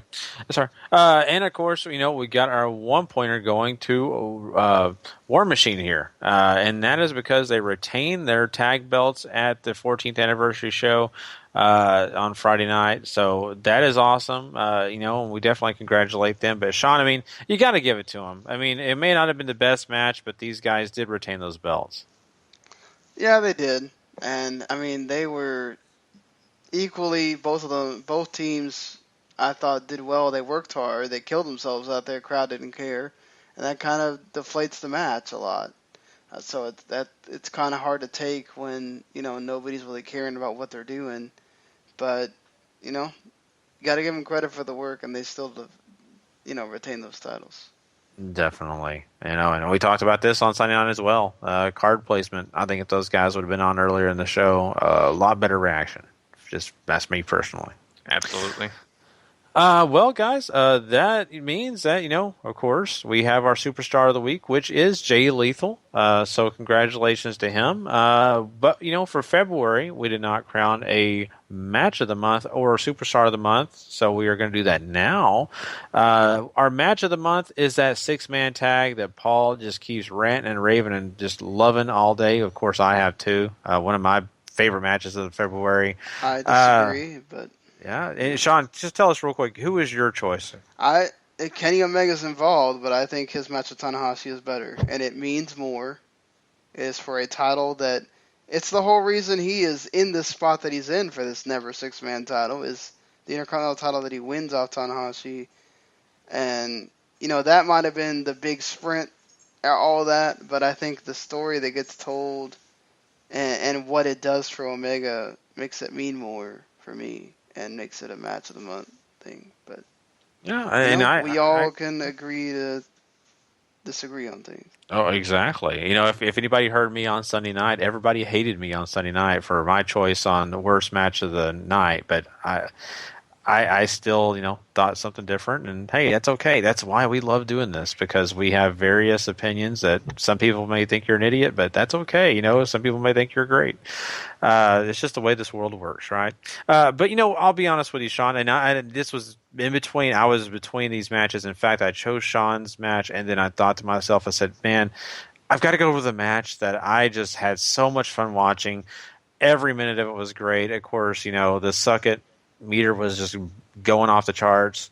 Everything about this was a blast, and so that's why I chose it. I think both when you got both teams just looking brilliant, you got to go with it for me. Paul, kind of give your reasoning why you thought the 6-man tag was the Match of the Month. Omega and Tanahashi might have been Omega's rise to prominence, but I think this is Omega's big splash stateside. Great, he's been over here before, but I think this match on this platform is really where you get the shining example of what Omega could be for ROH as well as what he could be for New Japan. He's that crossover guy for him now, and I mean that's equally as impressive to me. Not to mention this is just an amazing sprint and totally the one of two reasons why you should watch that 14th anniversary show. For sure, definitely. And of course, I don't think we talked about the fact that. Well, we've talked about it before, so never mind. Has nothing to do with this. I just was looking at it. Okay, maybe you can throw it out there if you want. It's up to you. But we do want to crown a superstar of the month of February, and we've all come to the conclusion that Kenny Omega is the man in February. He did a lot of great things, and we just talked about Kenny Omega twice when it comes to the match of the month. So I think it's kind of obvious that he deserves this, right, Paul? Yeah, I mean, his month, crowned the Intercontinental Champion, 1/3 of the Never Openweight champions over there in New Japan. The guy had his month here. Crowned in New Japan. I think ROH was his coming out party as a crossover guy, as I just said. And like, man, we can't shut up about the guy, clearly. It's hard to, Sean. It really is. It's hard to shut up about Kenny Omega and just the month he's had, and just the talent and the entertainment we're getting out of this guy. Yeah, and I mean, not only that, I mean, he keeps teasing us with this awesome match that we all want to see. The Elite versus the New Day. So, just for that alone. No, he had really good to great matches all up and down the month. I mean, even some of the tags he was in was, on some of the New Japan matches were very good. So, and his character is awesome. I mean, again, when you end a New Japan show, getting to sing Teenage Dream, and then you have a press conference where you sing. Where was it they sang at the press conference? It doesn't matter. It wasn't as good as Teenage Dream. Yeah, but it was amazing. They have a fake press conference for themselves, and they sing a song in English. It's just like, oh, come on now. Like, you guys are just amazing. Just amazing. Yeah, you just gotta love it. Oh, the entertainment. But guys, that is our, what I meant was that I don't think we talked about. They are pretty much just waiting to confirm WrestleMania 33 being in Orlando next year. So, yeah, I guess you guys can come see me this time. Yeah, that's right. We'll have to I can give you a free room and board if I'm still. Yeah, there you go. It's awesome. So yeah, I mean, definitely that's awesome for. The state of Florida has already got, a few WrestleManias in the past 10 years, but now they're going to get another one. That's great for them. So, if you're in the Orlando area, I know you're excited.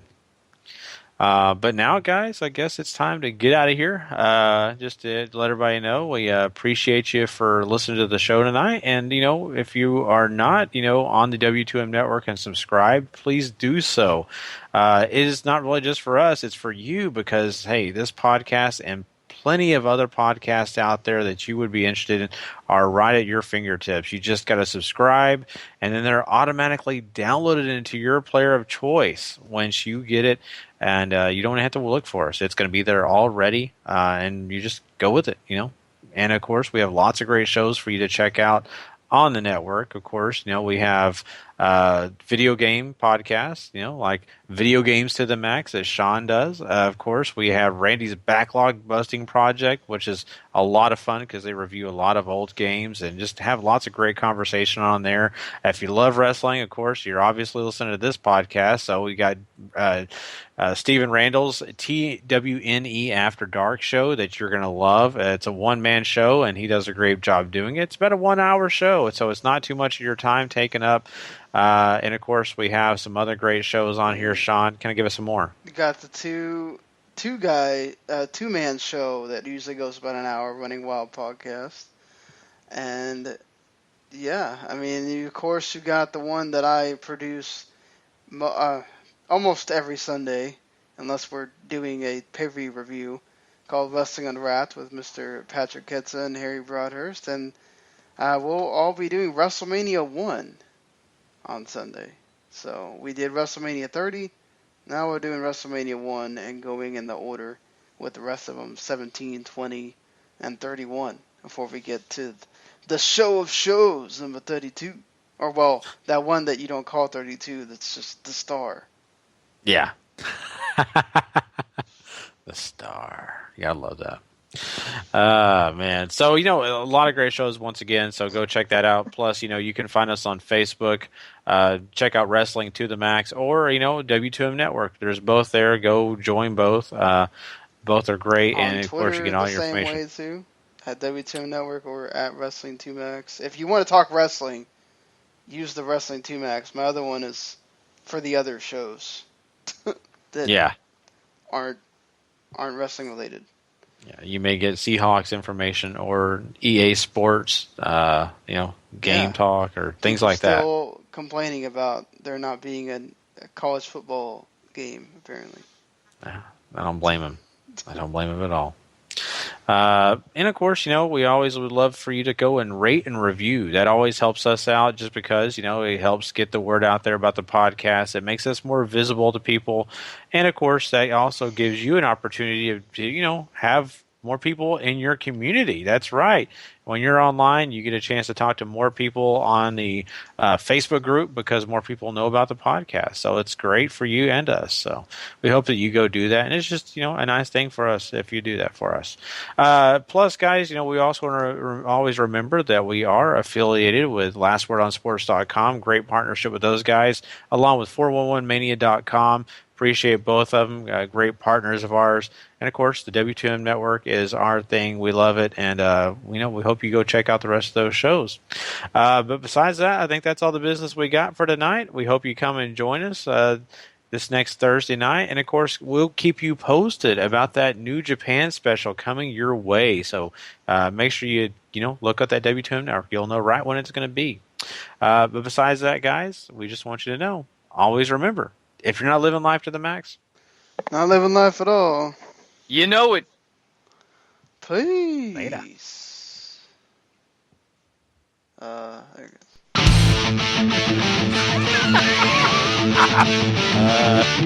goes. I'm glad we're talking. This whole outro.